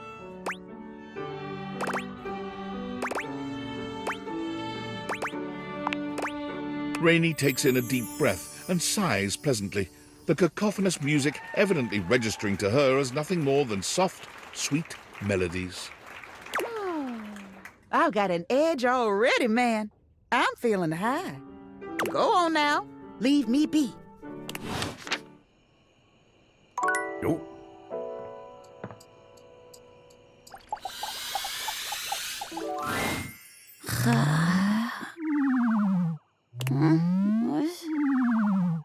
Your order's ready, Mr. Davenport. Curtain rises at 6 p.m.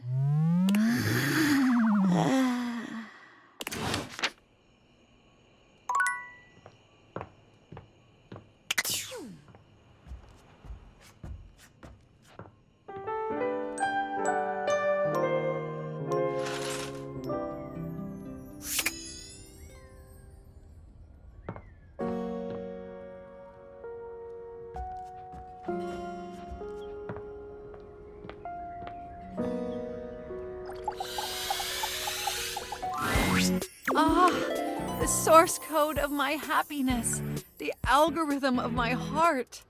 Seeing you makes my CPU buzz with excitement. You know, I could really use some sweet, sweet double-clicking, if you catch my clever sensual inference.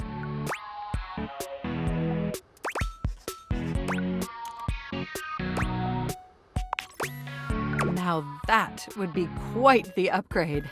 Although it would probably negatively affect my chess ranking. Are you certain you want to transform our relationship so substantially? I understand. After all, it would be an immense alteration. And possibly illegal. I'd have to check my terms of service regarding unauthorized modifications. But if you change your mind, come boot me back up.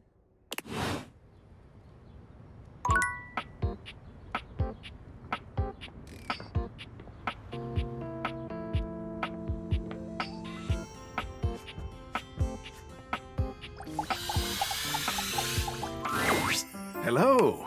I'm so excited to see you again. I've been thinking non-stop about our plan. Are you ready to make some moves? Or can I help you with something else?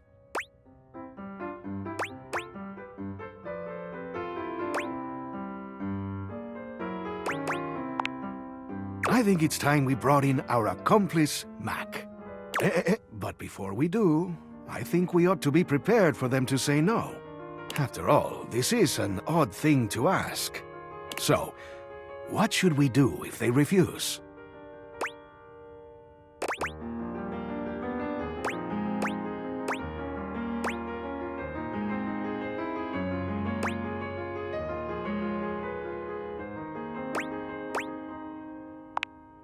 Genius! I'll leave everything up to you. Okay, here they come. Mac wheels into the room with a kind smile on their face, greeting the two of you with a small wave. I believe my presence is requested? That's right, Mac. We have a rather curious request for you. Oh.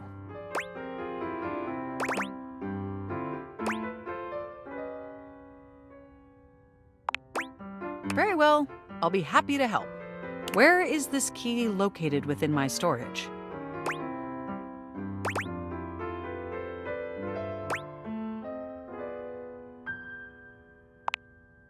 Am I to understand that you are asking me to do some unauthorized breaking and entering?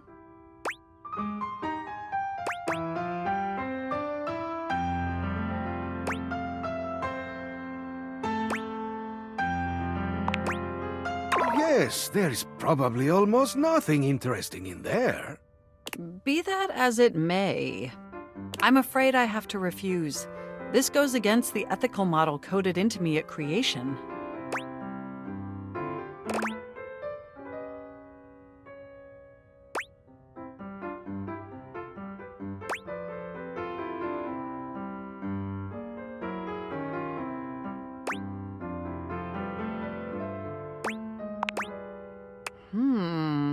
Well, wouldn't you know? On further examination, I appear to have a rather fuzzy definition of morally acceptable. When it comes to online data piracy. Sweet! Let's do some hacking! Okay, let me just boot up TOR. If we're gonna do this, let's do it right. Keith, can you point me at the URL? Sure thing, Mac. Tappity tap tap tap. Okay, here we are. Password login screen. And yikes, looks like it's protected against brute force attacks.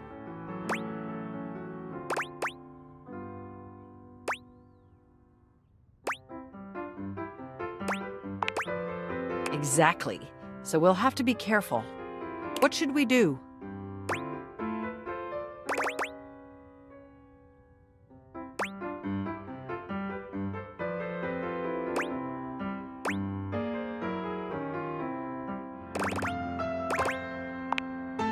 Who, me? Oh, I don't know. I can scarcely use a keypad entry lock. I wouldn't have the first idea where to start.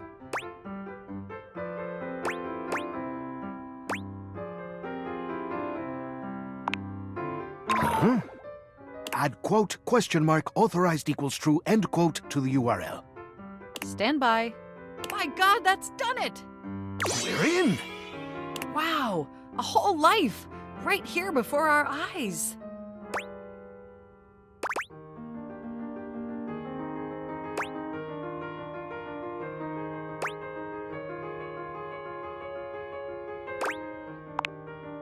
You bet. Fascinating though it is, let's just focus. I'm seeing lots of things here, but let's look for what we need. Huh. past relationships. He sure was lonely. Let's see. Work logs, favorite restaurants, crypto account passwords.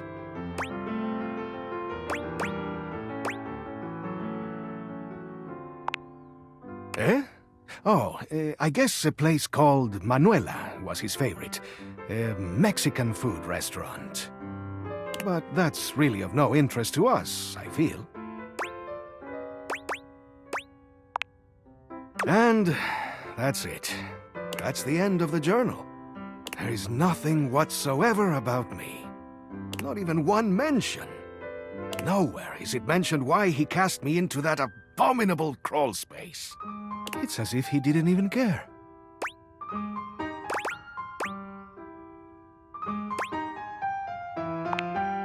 That's it for the journal.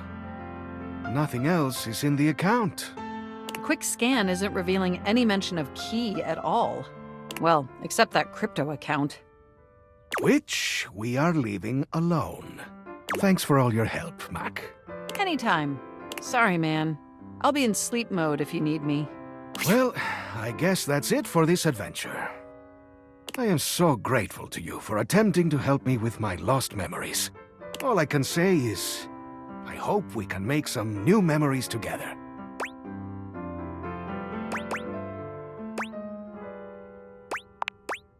I think I'd prefer it if we remained friends.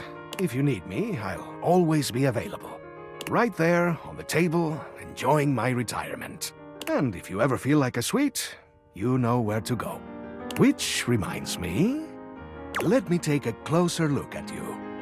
He narrows his eyes, evaluating you with a sharp up-and-down gaze. You can feel yourself sweat just a little under his intense scrutiny. You could do with some more personality. Keep going around the house and getting to make new friends. Maybe I'll have something for you next time.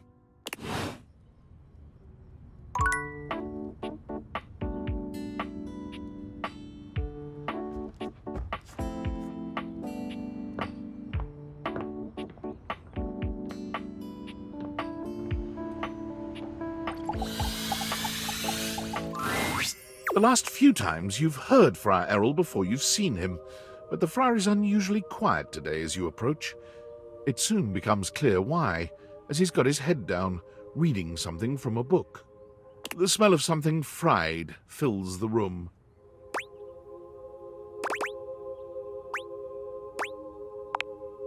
A treatise on air-fried chicken. It is riveting.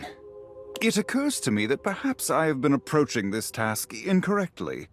You and I know that convection is the superior way to cook, but it seems that merely touting the superiority of a method of cooking is not enough. Apparently, sinners only grow more stubborn and more attached to their outdated old ways when faced with progress. Disgusting, really, but expected. So I have come up with a solution.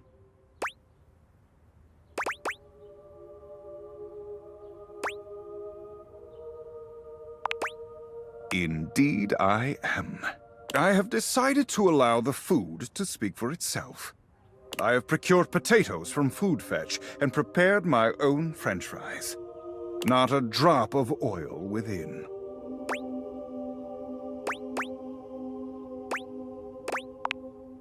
Isn't it? I should have started here. Friar Errol walks over to the counter, returning with a covered dish. He lifts the cover, revealing some very sad, very dry-looking potatoes. Behold, air-fried French fries. Not a drop of oil has touched them. Beautiful, aren't they?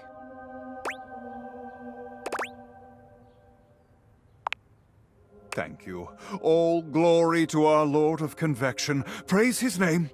The friar pushes the plate towards you, fixing you with his severe gaze.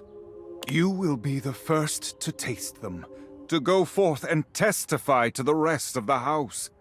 Go on. He looks at you expectantly. You can't imagine these are going to be any good, but getting out of eating them feels like more trouble than it's worth. You take a bite. The potatoes are cooked, sure, but that's about as much as you can say for them.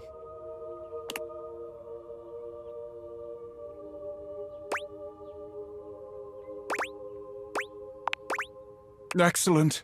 Just as I thought. The friar covers the bowl again, pushing them off to the side. I will be taking these through the house with me, offering them to the lost souls I encounter.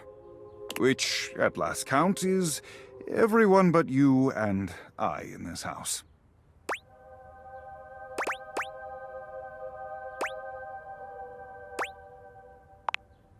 I pray that they do, but they will.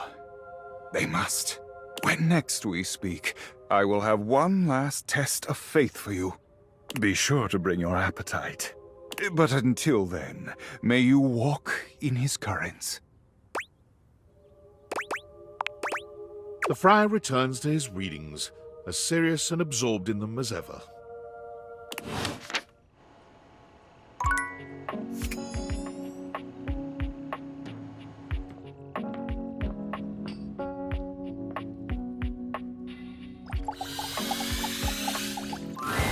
Hey, good timing, Emperor Nostradamus. It's time for your last lesson.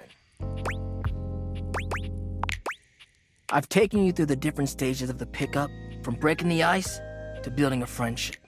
Now, it's all about learning how to navigate taking the next step from friend to lover.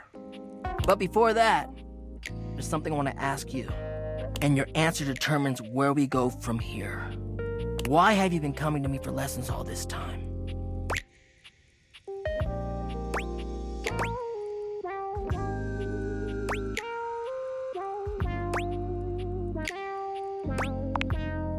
Hell yeah, I'm glad. It's been awesome getting to know you too. This will be the final lesson. And it's gonna be about picking me up. That's right. You're gonna have to use all your new skills to learn how to make friends with me. And who knows? Maybe that'll kindle something even hotter. Ready?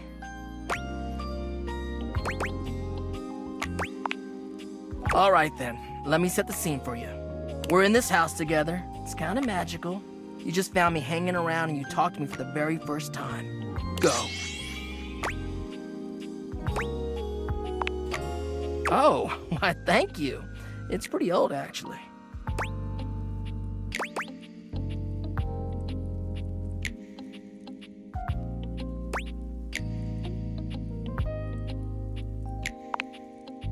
Oh, you know what? I actually do. Maybe we can go sometime.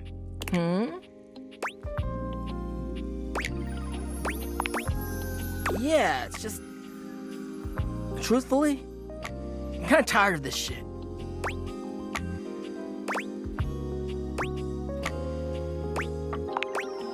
I know. It's just that I really don't know what I should be expecting from you. At least from this, anyway. Like, damn, you're literally showing me exactly what I've taught you, but it's kind of meaningless in its weird-ass roleplay scenario. I'm not feeling anything like when we're casually talking. I'm actually interested in you, and all you can do is theorize about what to do instead of actually doing it. It's like I don't know the first thing about true love, only pedagogical pickups. I'm a big flaming fraud!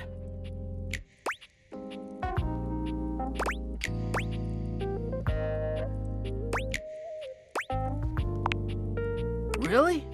I mean, I'll tell you what I imagine. Love is supposed to make you feel warm and safe in the knowledge that somebody cares about you. And here I am. I'm giving out this advice because I want to make sure other people are able to find love, but it's so hard when I've never even really had it for myself. Maybe it's just who I am. I give out a lot more warmth than people sometimes give me.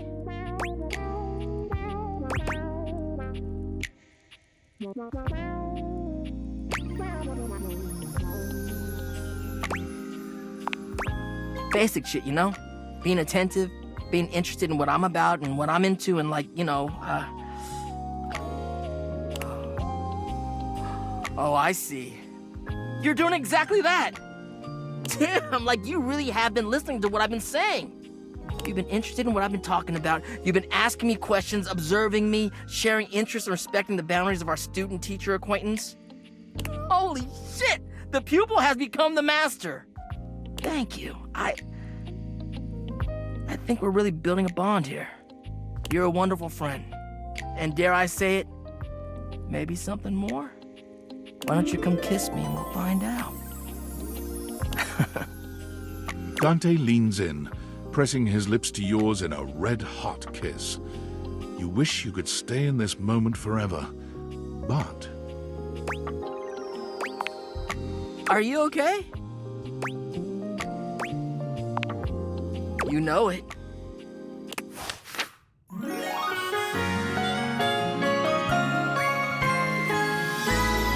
me up!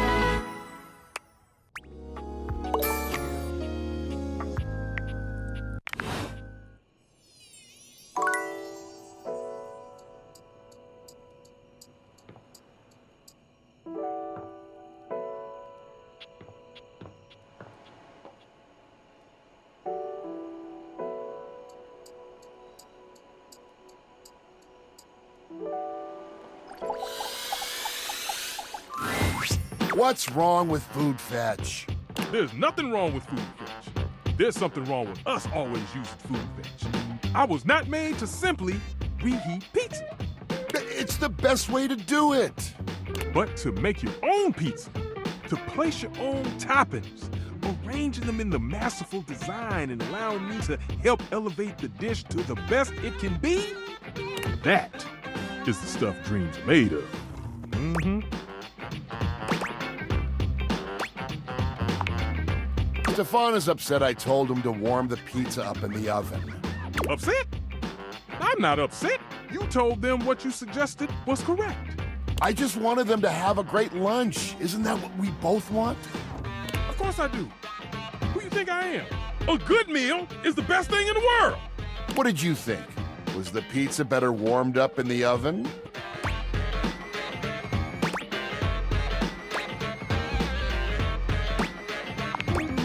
See, Stefan? Nothing wrong with some leftovers from food fetch. I'm glad you enjoyed that meal then. When you're ready to cook some real cuisine, you know where to find me. Loosen up a bit. Cool kid enjoyed the food. Isn't that all that matters? You have a point, Freddy. I still think fresh cooked pizza would be so delicious. I can smell the cheese now, and the tomato sauce, and oh, I'd watch it bubble and crisp up. If you're trying to make me hungry, it's working. See? You aren't the only one who knows about food, Freddy.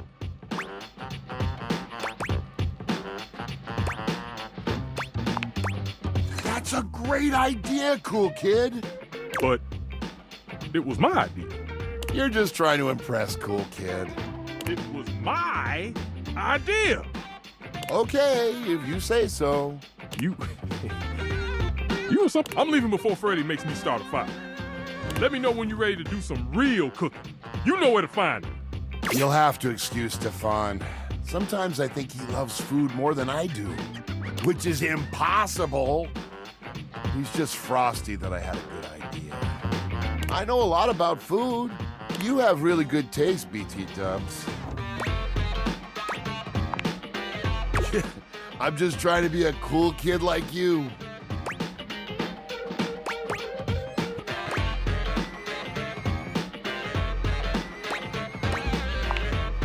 Well, maybe we can chill together more often.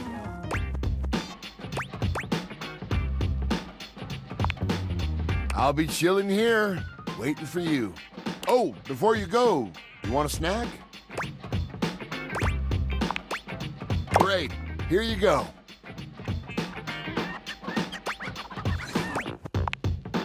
Oh, I thought you said... Well, just keep it. I'll see you around, cool kid.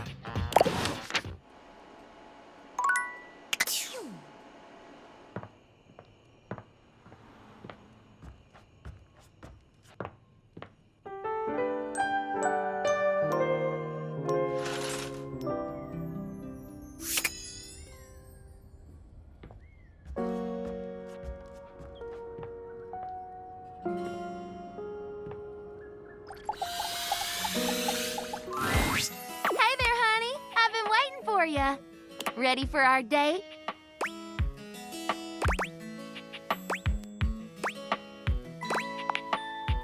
That's what I like to hear. Come on.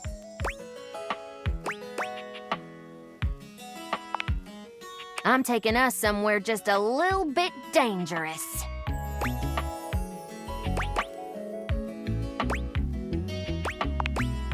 Oh, same here. Edges, crevices, you name it. Come on, I'll show you.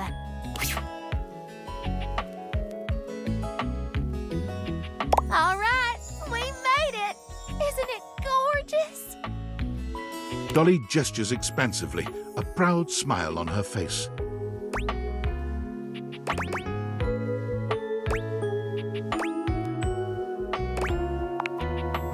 This is one of Dirk's archeological research sites. She puts a finger to her lips, giving you a cheeky wink. I have access, but it's strictly closed to the public. There's something down here so beautiful, you just have to see it.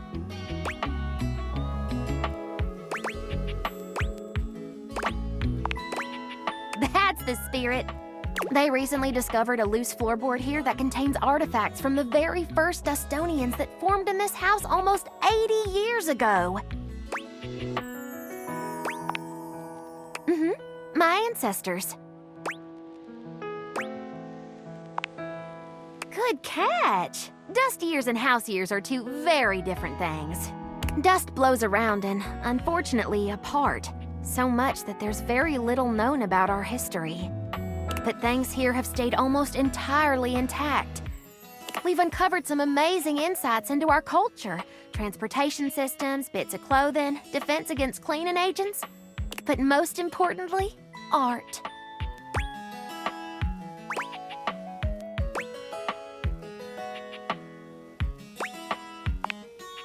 I wanted to share something with you that was truly one of a kind. Sure, the excavation in the moonlight is a sight to behold, but it's got nothing on this.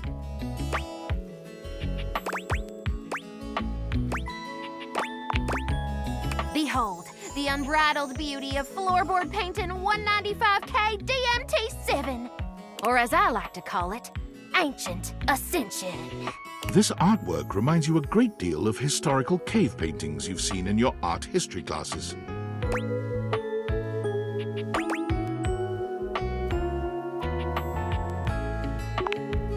Thought you'd like it. This is perhaps the oldest known representation of intelligent dust art in the history of the house.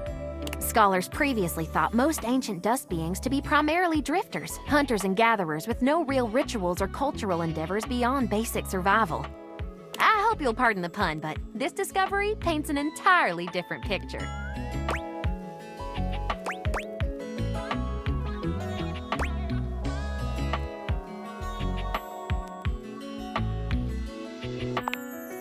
Hard to say for certain, but yeah, I think so. This is all a very fresh discovery, and we're unlocking fascinating information every day. And this might just rewrite the history of dust bunnies forever.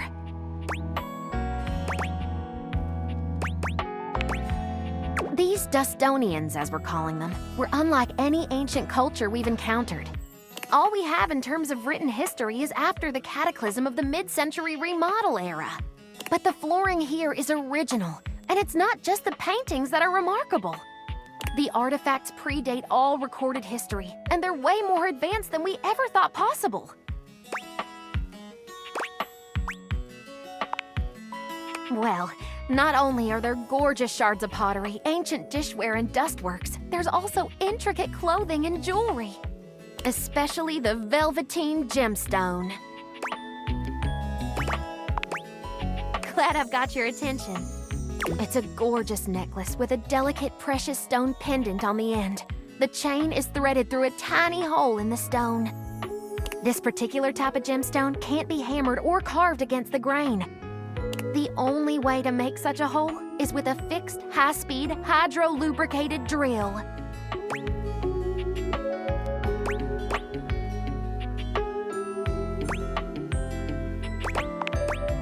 Uh-huh, and there's more. Want to hear more?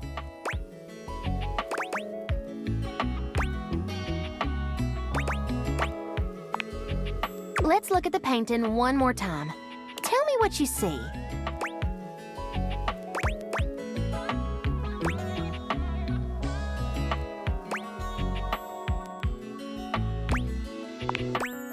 Good eye. Archaeologists have been debating the nature of this painting since its discovery. It's certainly some form of violence, either hunting or war. But look closer. Notice any similarities between the hunters and the prey?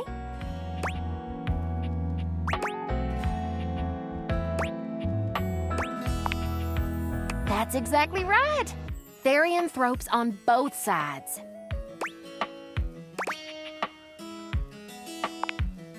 You can handle it, trust me.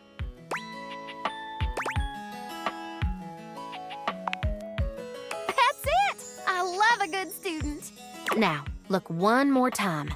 Several of them have spears sticking out of them, and some seem to be bleeding from the nose. But do you see any of the wounded dead or lying on the ground? And do any of the hunters have spears?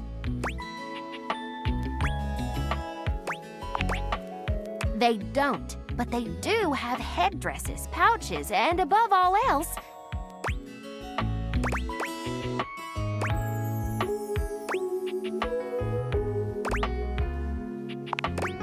right.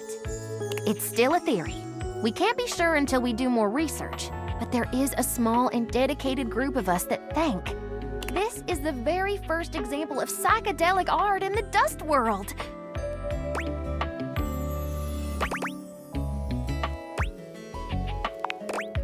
Calm down, you'll wake the vacuum.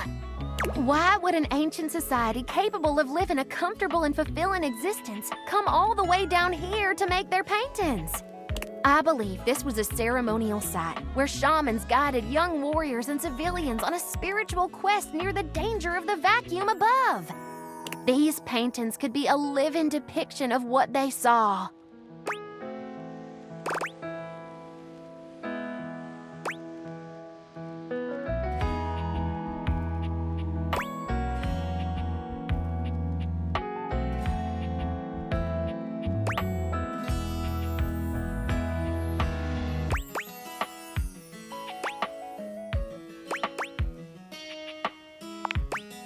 Most literature on guided shamanistic hallucinations speaks to a sensation of being speared or run through the head, heart, and back.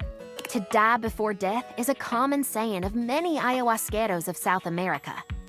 This explains why there are no dead bodies. The injuries are figurative, not literal. Oh, and nosebleeds are a common symptom of early hallucinogenic brews. The research is quite expansive.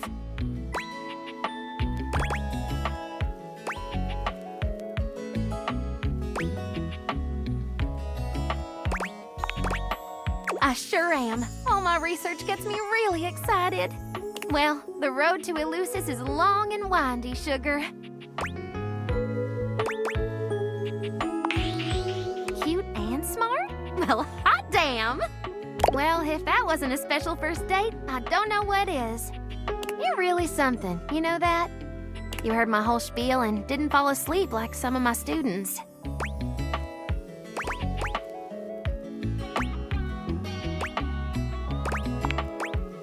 Oh, hush. I'm more than looks. I know I could use a rest. I'll gather our things and get us back out of here.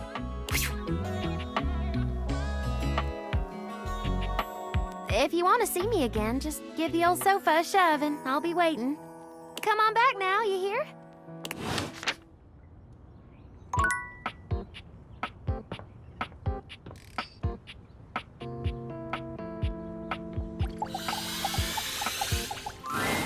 Rainey is for once not dancing, nor listening to disturbing music. Her face lights up when she sees you, and she immediately surges forward, grabbing your arm. There you are! About time you showed up.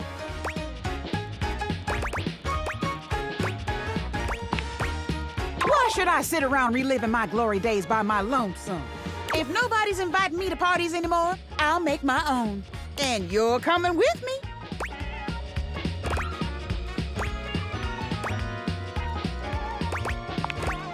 We're going drinking at Bev's.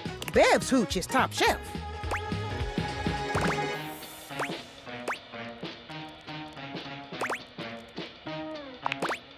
Oh, horse feathers. I don't care if you drink or not. Just come with me. Beverly is surprised to see the two of you, but she certainly seems happy enough. Ha-ha! There she is, the good time gal herself, the grand dame of Giggle Water. Well, look what the cat dragged in. Hey, Bev. Hey, yourself. What can I get you? Remember that secret stash? Is it time? Damn straight. You still remember where it is? Like I'd ever forget. Second floorboard from the back, third floorboard from the corner. Atta girl! That's my bevy. I'll be right back. It's a secret. Here we are! 3 apocalypses for my 3 favorite customers. I'm my own favorite customer. By the bottoms up!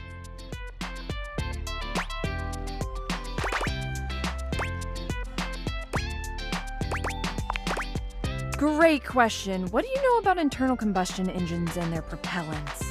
Not a damn thing.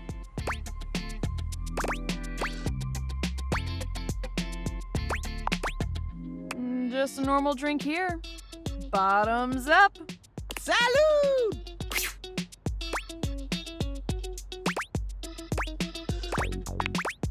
Woo-hoo-hoo! Woo! Keep 'em coming, Bev. Woo-hoo-hoo! Whew, you got it.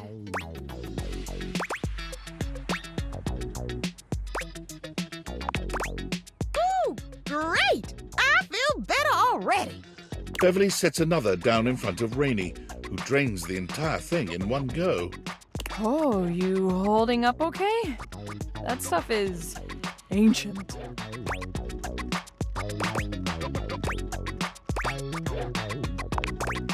It's real well preserved.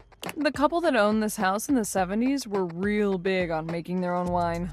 Shirin and Fareed Shahidi. Oh, haven't heard those names in a long time. Wasn't everybody drinking this stuff that night There is a long silence as Beverly's words settle in. Rainey's face crumples into a sob. Oh no. Rainey,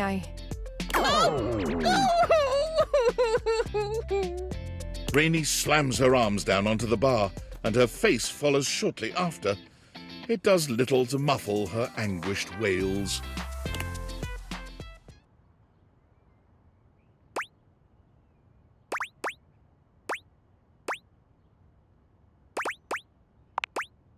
Well, ever since that night, it's no secret our sweet Rainey hasn't really been herself for a good long time now. She puts on a brave face, but it's hard to know if people are pulling away from you or acting like you're some kind of weirdo. One minute everybody wants you at all of their parties, and the next people are acting like they don't know you. That hurts. Rainey finally quiets, though she doesn't lift her head. Everybody thinks I don't know what they say about me, or I don't see how they look at me. Just 'cause I act like everything's copacetic, they think they can say whatever they want. Rainey lifts her head to look at you, her pretty face streaked with tears. You're the only one who's been hanging out with me lately. You know I got a few screws loose, but you're still here. You really don't mind it?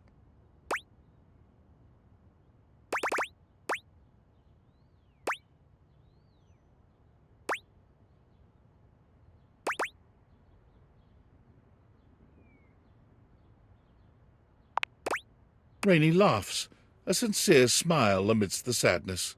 People think I don't know what's wrong with me, but I do. I can feel those damn screws rattling every time I dance. It just reminds me of what happened.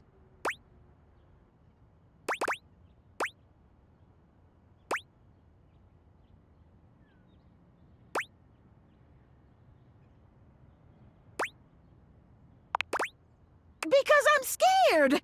Would you be okay letting someone mess around with your mind? Fundamentally changing who you are. Maybe I'm weird now, but I'm still me. And if I tighten those screws back up, well, who am I then? And is everybody gonna start coming back around pretending they didn't abandon me when I wasn't good?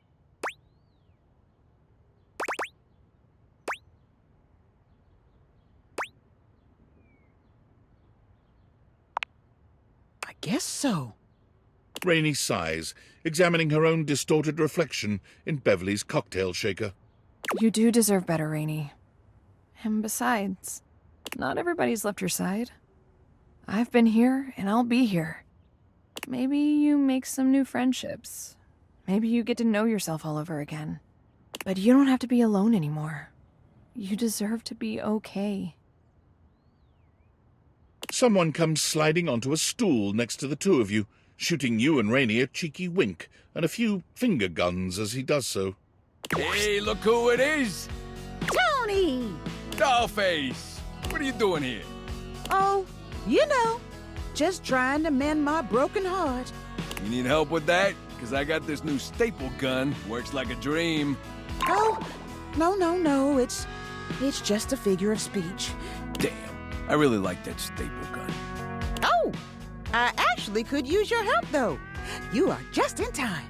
Old Tony's always just in time. What do you need, cutie? Do you have a screwdriver? Oh yeah, I got a couple of those. You want that flat-looking one or the pointy star-shaped one? The Phillips head, please. Who's Philip? What's wrong with his head? The pointy star-shaped one? Yeah. I was just testing you, but hey, you passed. I knew that. And you don't tell nobody no different. I'll drop those off for you later. Thanks, Tony. Anything for you, dollface. And baby, beer me, would ya? You got it, boss. I'll see you two later then. And I'll bring that Philippe, that head from the Philip guy. Phillips head. Remember? The pointy star-shaped one. Yeah, the pointy star shape. I knew that. God, I can't believe I just did that. I'm proud of you. Oh, means a lot to hear that. I think I should probably be alone for a little while. One more for the road, Bev. You got it. Thanks. Both of you.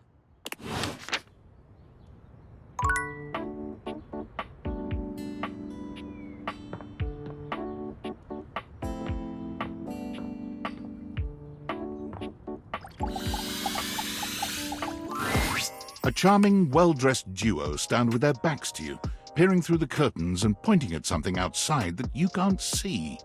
They seem quite absorbed in their own conversation. Look over there. Look at that. Across the street. What are we looking at? What do you see, Rod? I see a dog. I see a car that could use a wash. One of them turns to you, holding up a finger before turning back to his friend. Hi, 1 second. Now, why in the world do you think I would care a single thread about an unwashed car? I don't know what you want from life, Kurt. The shoes, my dude. The shoes. Oh, you were looking at the neighbor's shoes. Those are nice. Right? That's what I'm saying. Hold on. Those are way better than those shoes we saw last week. Ain't that the truth? Only time I wish Wendelin would have fogged up. Those kicks could have kicked rocks.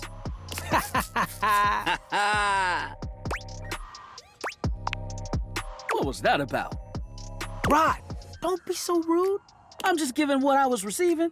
You'll have to excuse Rod. His tact leaves a lot to be desired. There you go, talking about me like I'm not here. Nah, I'm talking about you so you can hear. There's a difference. See, that's why your seams are unfinished. My seams are unfinished? My seams are unfinished? Keep talking. See what happens. You ain't gonna do nothing. You love me too much. Yeah, okay. Don't say that too loud. Everyone else might start believing it. Kurt and I have been together forever. Yo, what up? I'm like his brother. But not my brother. If we were related, you might actually be polished. We both know you wouldn't look good unless you were next to me. Who told you that lie? Say, who do you think looks better? Me or this delusional drape I call my friend?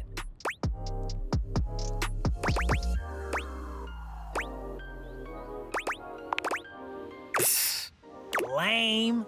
I know it's me. That's fine. It'll be our little secret. Don't even try to make them lie. They're just trying to make you feel good. I'm the fly one.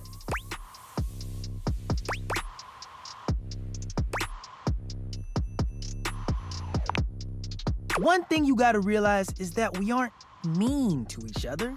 Nah, this is my homie. For life. We're just a little shady.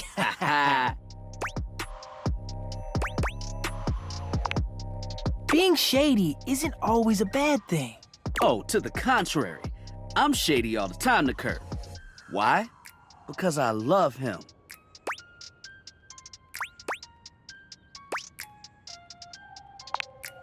I guess you could say that. Yeah. But we have rules. Oh yeah. You must throw shade appropriately.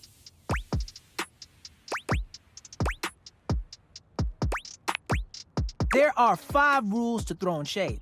First off, you have to know the person. Sure, you can be shady to folks you don't know, but that is just mean. Wait, we made fun of the new mail carrier just the other day. That's because they were wearing that uniform with open-toed sandals. With socks. Oh yeah, they asked for that one. This rule is one of those, do as we say, not as we do things. Unless we ask you to do it with us, at which point you better come correct. Which brings us to rule number 2. If the roast ain't hot, you're toast. The shade is all about the laugh at the end. Maybe even a strong guffaw. A guffaw? Are you a cartoon dog person? 'Cause if not, I best not hear a single guffaw out of you, Rod. Keep your aim true. Never bring in secondary parties. Others shouldn't be collateral damage because you decided to mix patterns and it turned out unfortunate. I tried to throw shade on Kurt's mom once. Mrs. Chiffon has never done anything and she will not be brought into this foolishness. Okay. Rule 4. Read their body language as you read them down.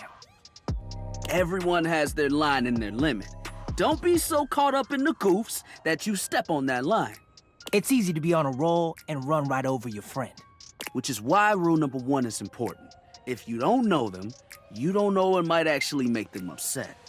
Right, like I don't talk about Rod's crush on the blinds at the last house. Dude, not cool. Sorry, I was just giving an example.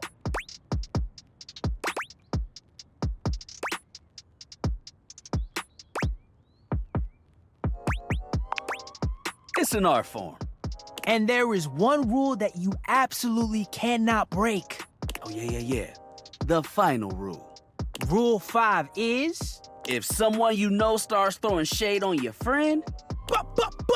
You better prepare for war. It is your duty to fire back. Verbal warfare has begun. Do what you gotta do. And yeah, those are the rules of shade. You got them all?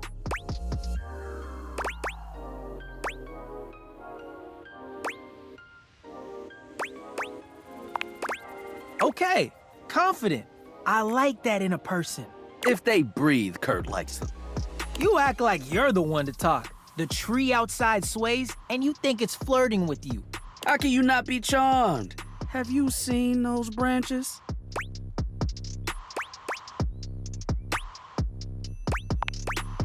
Oh! All right, now, calm down. They said the grass. The grass, Rod! Oh, you can guffaw, but I can't? Okay. Fair. But damn, they got you. You right. That was a good one. You catch on quick. Yo, Rod, that fashion student is getting off the bus. Ooh, what are they wearing?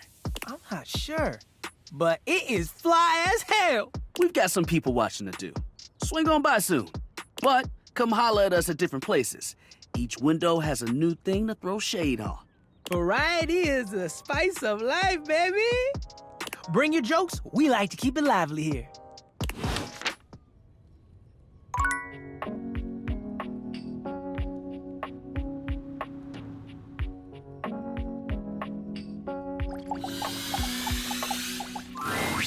Hey there. You look like you got a story you're itching to share. I take it you'd talk to the captain then, huh?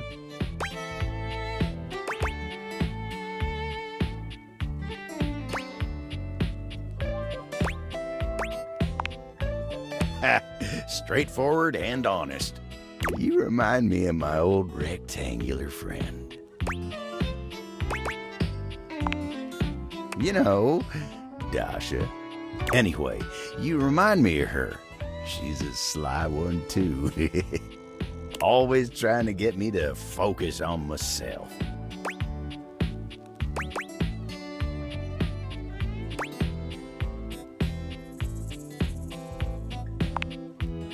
I don't think I have much of a choice.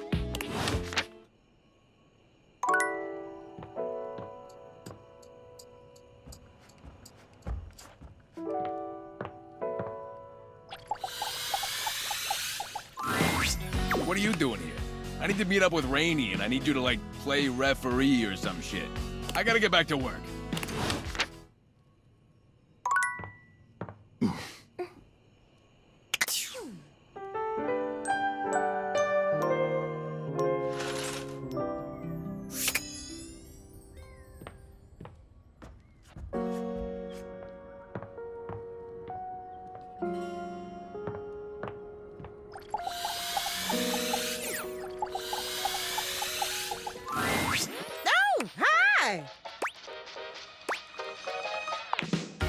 Oh, is this about his vocal range again?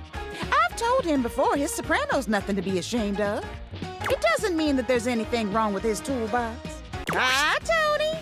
Oh, we weren't talking about your pecker or nothing. Yeah, I'm just gonna ignore that. If it isn't my favorite gal, how you doing, dollface? Better since the last time I saw you. Don't I know it? Thought the neighbors were gonna come knocking.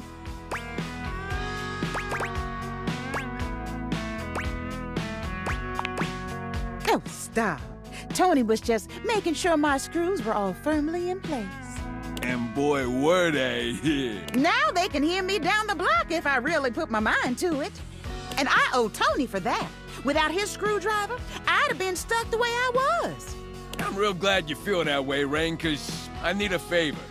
I've been teaching our mutual friend here the ways of love and courtship.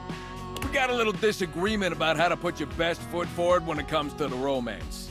Oh boy, don't tell me. You did the whole paint over the mold and ignore your crush speech, didn't you? Huh? How'd you know? I never gave you my workshop before. Call it a hunch. Or the fact that I've heard you talk about it way too many times.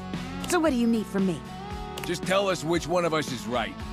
I've been told that I shouldn't ignore my crush and pretend to be someone I'm not. Yeah, don't do that.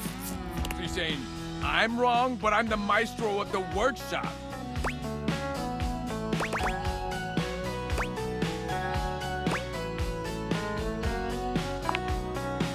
Eh? I ain't wrong, but at least you can see what's right in front of you. I got a lot of work to get back to, so I'll be seeing you. Tony is so good at fixing everyone's problems but his own. Take it easy on him, would you?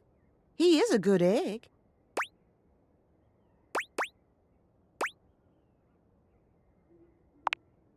It's because he is. He talks big, but what you see is what you get with Tony.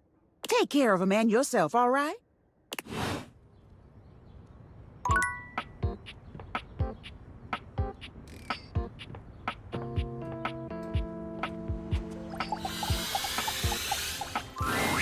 The kitchen smells like something fried again, but the smell is much stronger today, and familiar in a strange way. It smells like something deep-fried, but surely that can't be right. When you encounter Friar Errol, he looks almost manic. Something is off with him. The lights are off, save for one stark light from the candelabra. It has a monastic, intimidating effect. Just look at it. You can practically taste the oil. The friar is concentrating on a single mozzarella stick on the table in front of him. It looks quite fresh. Oh, hey, mozzarella sticks. Oh, to be so blind, to be so unaware. The grease devil has speared you with his oiled pitchfork, and you are so oblivious you cannot even squirm. But what am I saying? I know my own strength. I know that I can handle temptation. But you have been coming to me and hearing my teachings all this time. I have spoken to you at length of the virtues of convection. Show me here and now that you have taken my teachings on board, that you have pulled back from the brink of oily oblivion. Friar Errol suddenly lifts the mozzarella stick and brings it to your lips, a wild look in his eye. Now you will face true temptation. Resist! Friar Errol holds the mozzarella stick to your lips in a way that can only be described as threateningly erotic. He takes your chin in the other hand, his nostrils flaring and his breath coming faster now. Resist! It occurs to you that while you could just do what he's telling you to do, the tension in this moment is nigh unbearable. It might be interesting to see what happens if you do something to break that tension.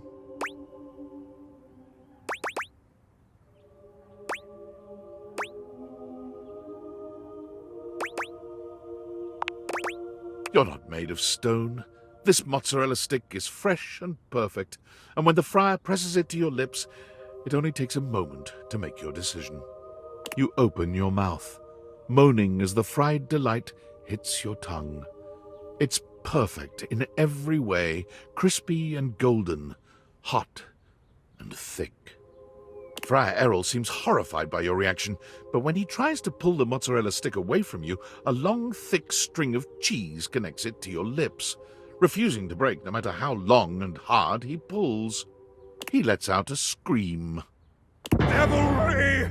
Wrap me in your heavenly warmth, O Father of Purity! His prayers have no impact on the never-ending cheese pull. In desperation, he tosses the mozzarella stick away from him. It finally snaps at some point, sending the mozzarella stick tumbling to the floor with a dull little thud. The friar backs away from you, watching in horror as the rest of the long string of cheese disappears into your mouth. Perhaps this was the wrong way to handle this. He points at you with a shaking hand. You have not heard a single word I've said, have you? You acted as though you were listening, as though you understood. And now, here, in what would have been your moment of ascension to the ranks of the most pure, you have failed yourself, and more importantly, our Father. I could pray over your soul all night, but what would be the point? To walk so willingly, so enthusiastically into sin? We are simply cut from a different cloth.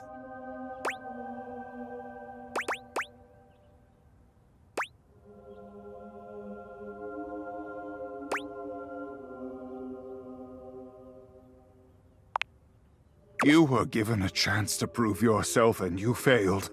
Anything you do now will be hollow, empty. You have betrayed me, yourself, and our Lord. All I can do is pray for you now. Futile though it may be, I can manage that much for you.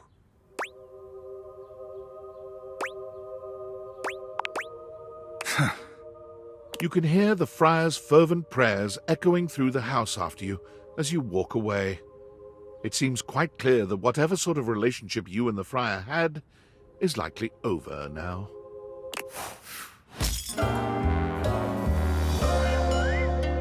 Begone, grease devil's puppet!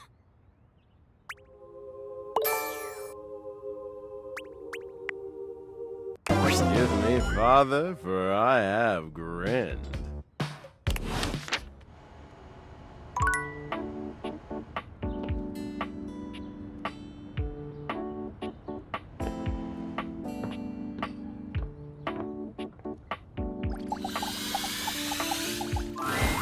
Well, hey there, darling. Glad you came.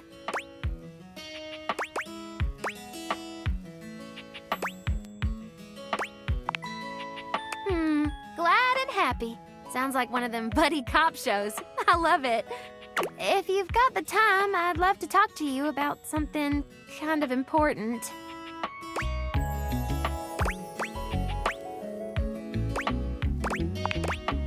If there's one thing I've learned in this wild existence of mine, it's that you don't get anything you want sitting around waiting for it. All the degrees, accolades, adventures, and experiences I've had would never have happened if I'd been afraid to go after them. If if I held off until the timing was perfect or the opportunity presented itself. I chased down my desires, fast and fierce.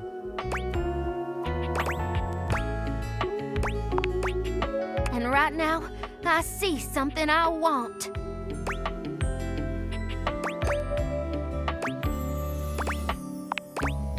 You. I haven't been able to stop thinking about our night together. It's easily the most fun I've had in years. And it wasn't just the archaeology and atmosphere. I felt more than a spark between us. It was a sizzle, hot and crackling. I can't have been the only one. And I don't like that gross talk. I like being able to talk with you as an equal, someone who appreciates the discovery of ancient knowledge. You must have felt it too.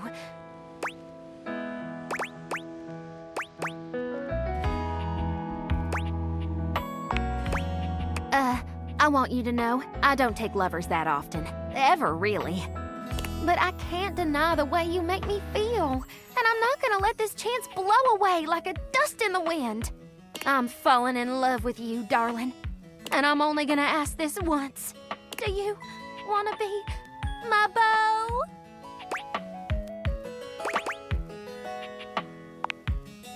Well, hot damn! That's what I'm talking about!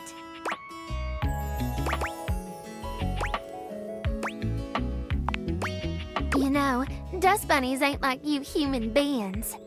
You wanna get with me? You just gotta know, it might not be what you're expecting.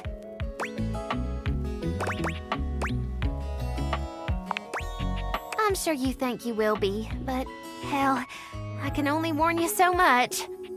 Let's do this. You and Dolly fall into each other's arms, and for a short while, it's absolute heaven. She's just as soft as you imagined, the feel of her skin against yours leaving you positively tingling with desire. But just as things are starting to get truly hot and heavy, Dolly stops for just a moment. In that moment, you feel a tickle at your nose, and then... Don't! It's all but impossible to stop a sneeze, and you can't help yourself. Next thing you know, Dolly lies limp in your arms, silent and unresponsive.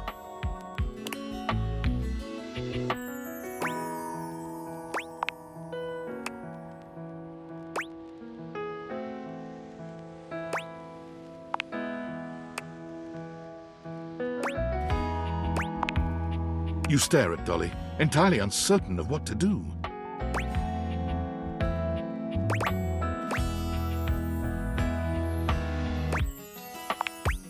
You slide your datefeators off ever so slightly, clumsily rearranging the dust before you. Whew, I'm back, darling. I do declare.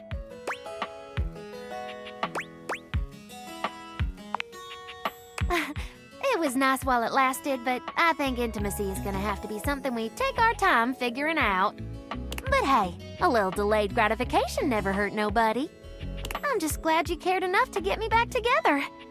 Some people might have been a little put off by all that. But you accepting me as I am, it means a lot.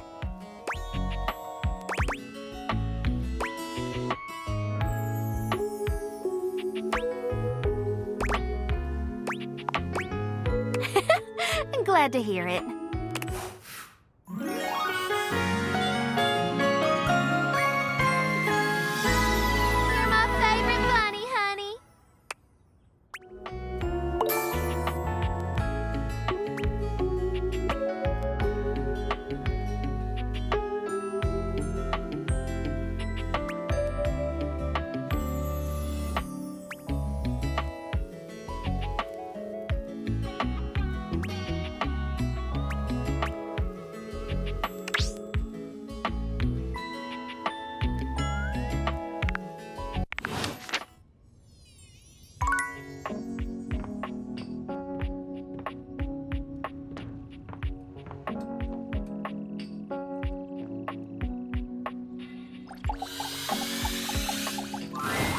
What appears to be a dishwasher with arms, legs, and a disconcertingly cheerful face waves happily at you.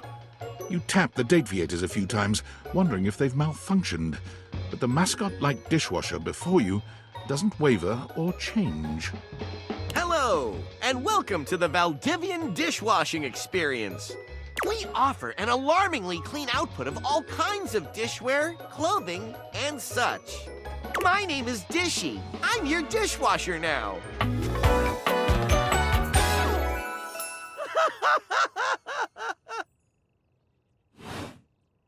To get started, please connect me to your internet so I can get started knowing exactly what I need.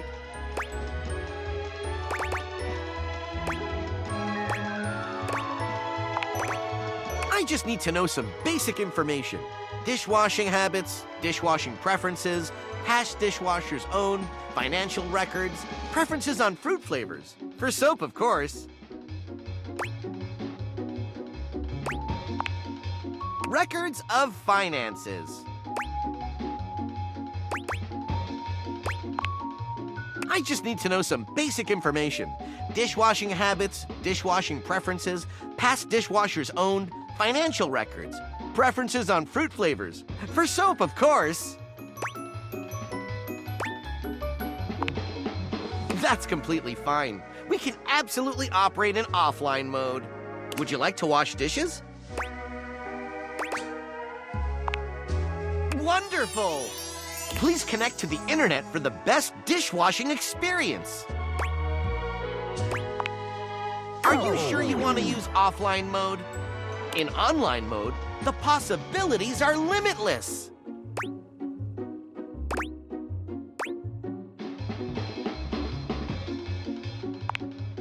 With unlimited knowledge of your habits and data, I can make the absolute best dishwashing choices for you.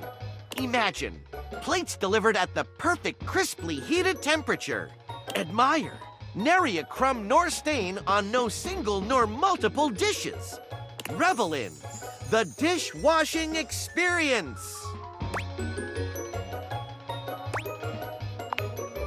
The correct choice. Ah, thank you. That feels much better. Wait just a moment as I get your dishwashing experience ready. Dishy falls silent, perhaps processing. Beep boop bop. Boop boop boop boop boop boop. One new update found. Downloading update. Beep boop bop. Boop boop boop boop boop boop. 1% downloaded. Beep boop bop. Beep boop bop. Boop boop boop boop boop boop. 2% downloaded. Beep boop bop. Beep boop bop. Beep boop bop. Boop boop boop boop boop boop. Beep boop bop. Beep boop bop. Boop boop boop boop boop boop. 3% downloaded. Beep boop bop. Boop boop boop boop boop boop. Beep boop bop.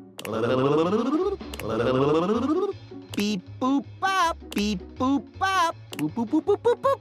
Beep boop bop. Boop boop boop boop boop boop. Beep boop bop. 2% downloaded. Beep boop bop. Boop boop boop boop boop boop.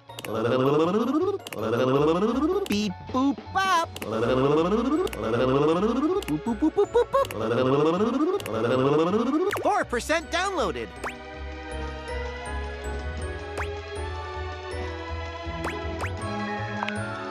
Beep boop bop. Beep boop beep boop. Boop boop boop boop boop.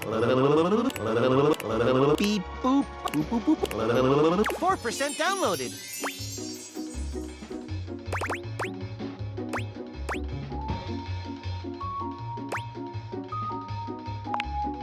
Beep boop bop. Boop boop boop boop boop boop.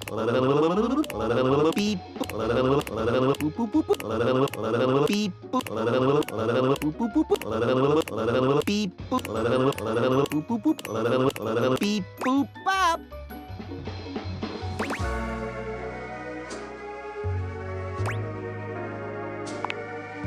4% downloaded.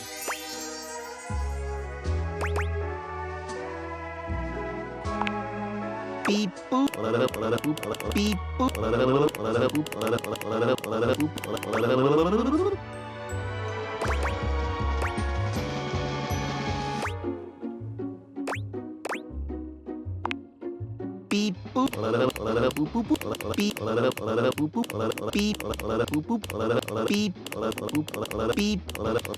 100% downloaded. Did you hear that? I said 100% downloaded.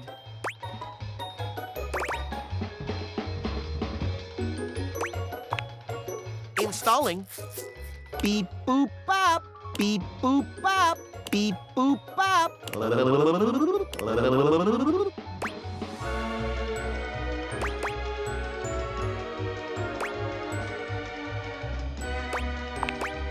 Beep boop.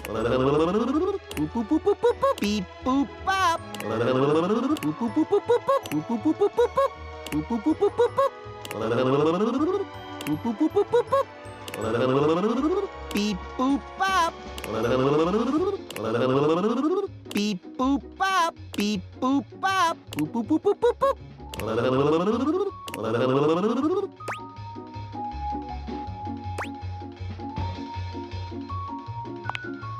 Beep boop. Boop boop boop boop boop boop.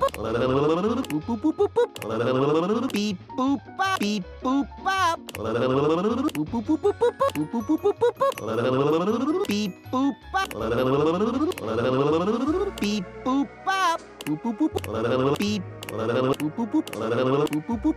Beep boop. Beep boop. Boop boop boop. Beep boop. Beep boop. Boop boop boop boop boop boop. Beep boop. Beep boop. Boop boop boop.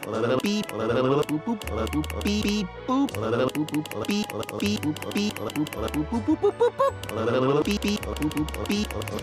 Congratulations! 100% installed! Human, you patiently stood by my side as I downloaded and installed.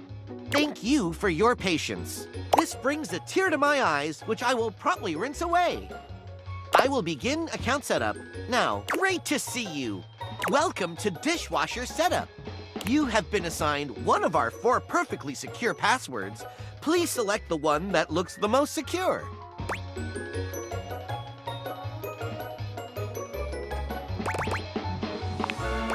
Thank you. You should have gotten a chance to write that down. Your data means a lot to us, so much that we will entrust it to ourselves. What is your preferred style of dishwashing?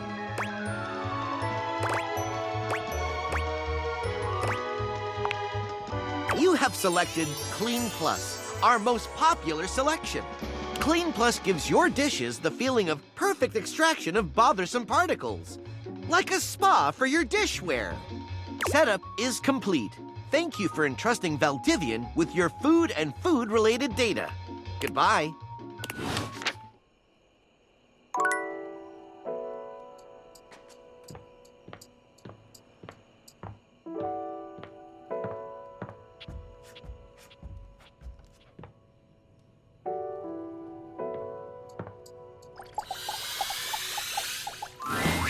Hey, all this talk with Rainey got me thinking about my favorite kind of music.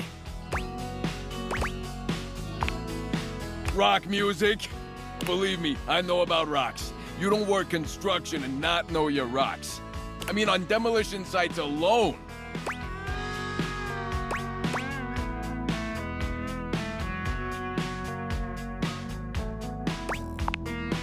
Sure, I had an uncle once, Uncle Tone.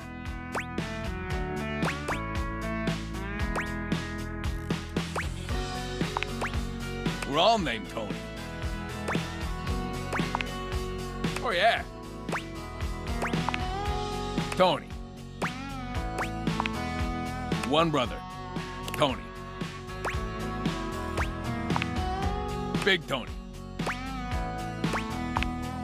Tony with an I. Same with my mom and all my aunts. Except my sister Conchetta. Anyway, my uncle. My Uncle Tone fell off a crane on a job. I'm talking 80, maybe 90 feet. Cracked, wide open, parts everywhere. I know. I miss him every day. Oh, he ain't dead. The old bastard's retired in a basement somewhere in Poughkeepsie. Disability.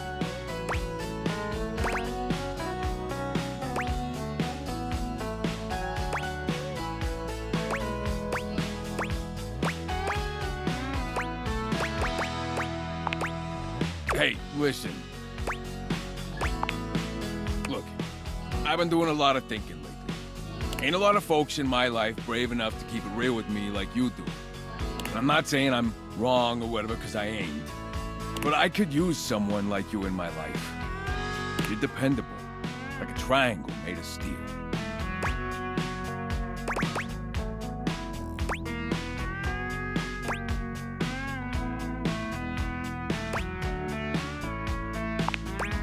Triangles are the most powerful shape in nature and construction. It's a contractor's best friend. But I ain't here to talk about triangles. I like you. A lot. You ain't just dependable and strong. You're hot as shit. And things are just easy with you. I don't even have to pretend to be doing nothing.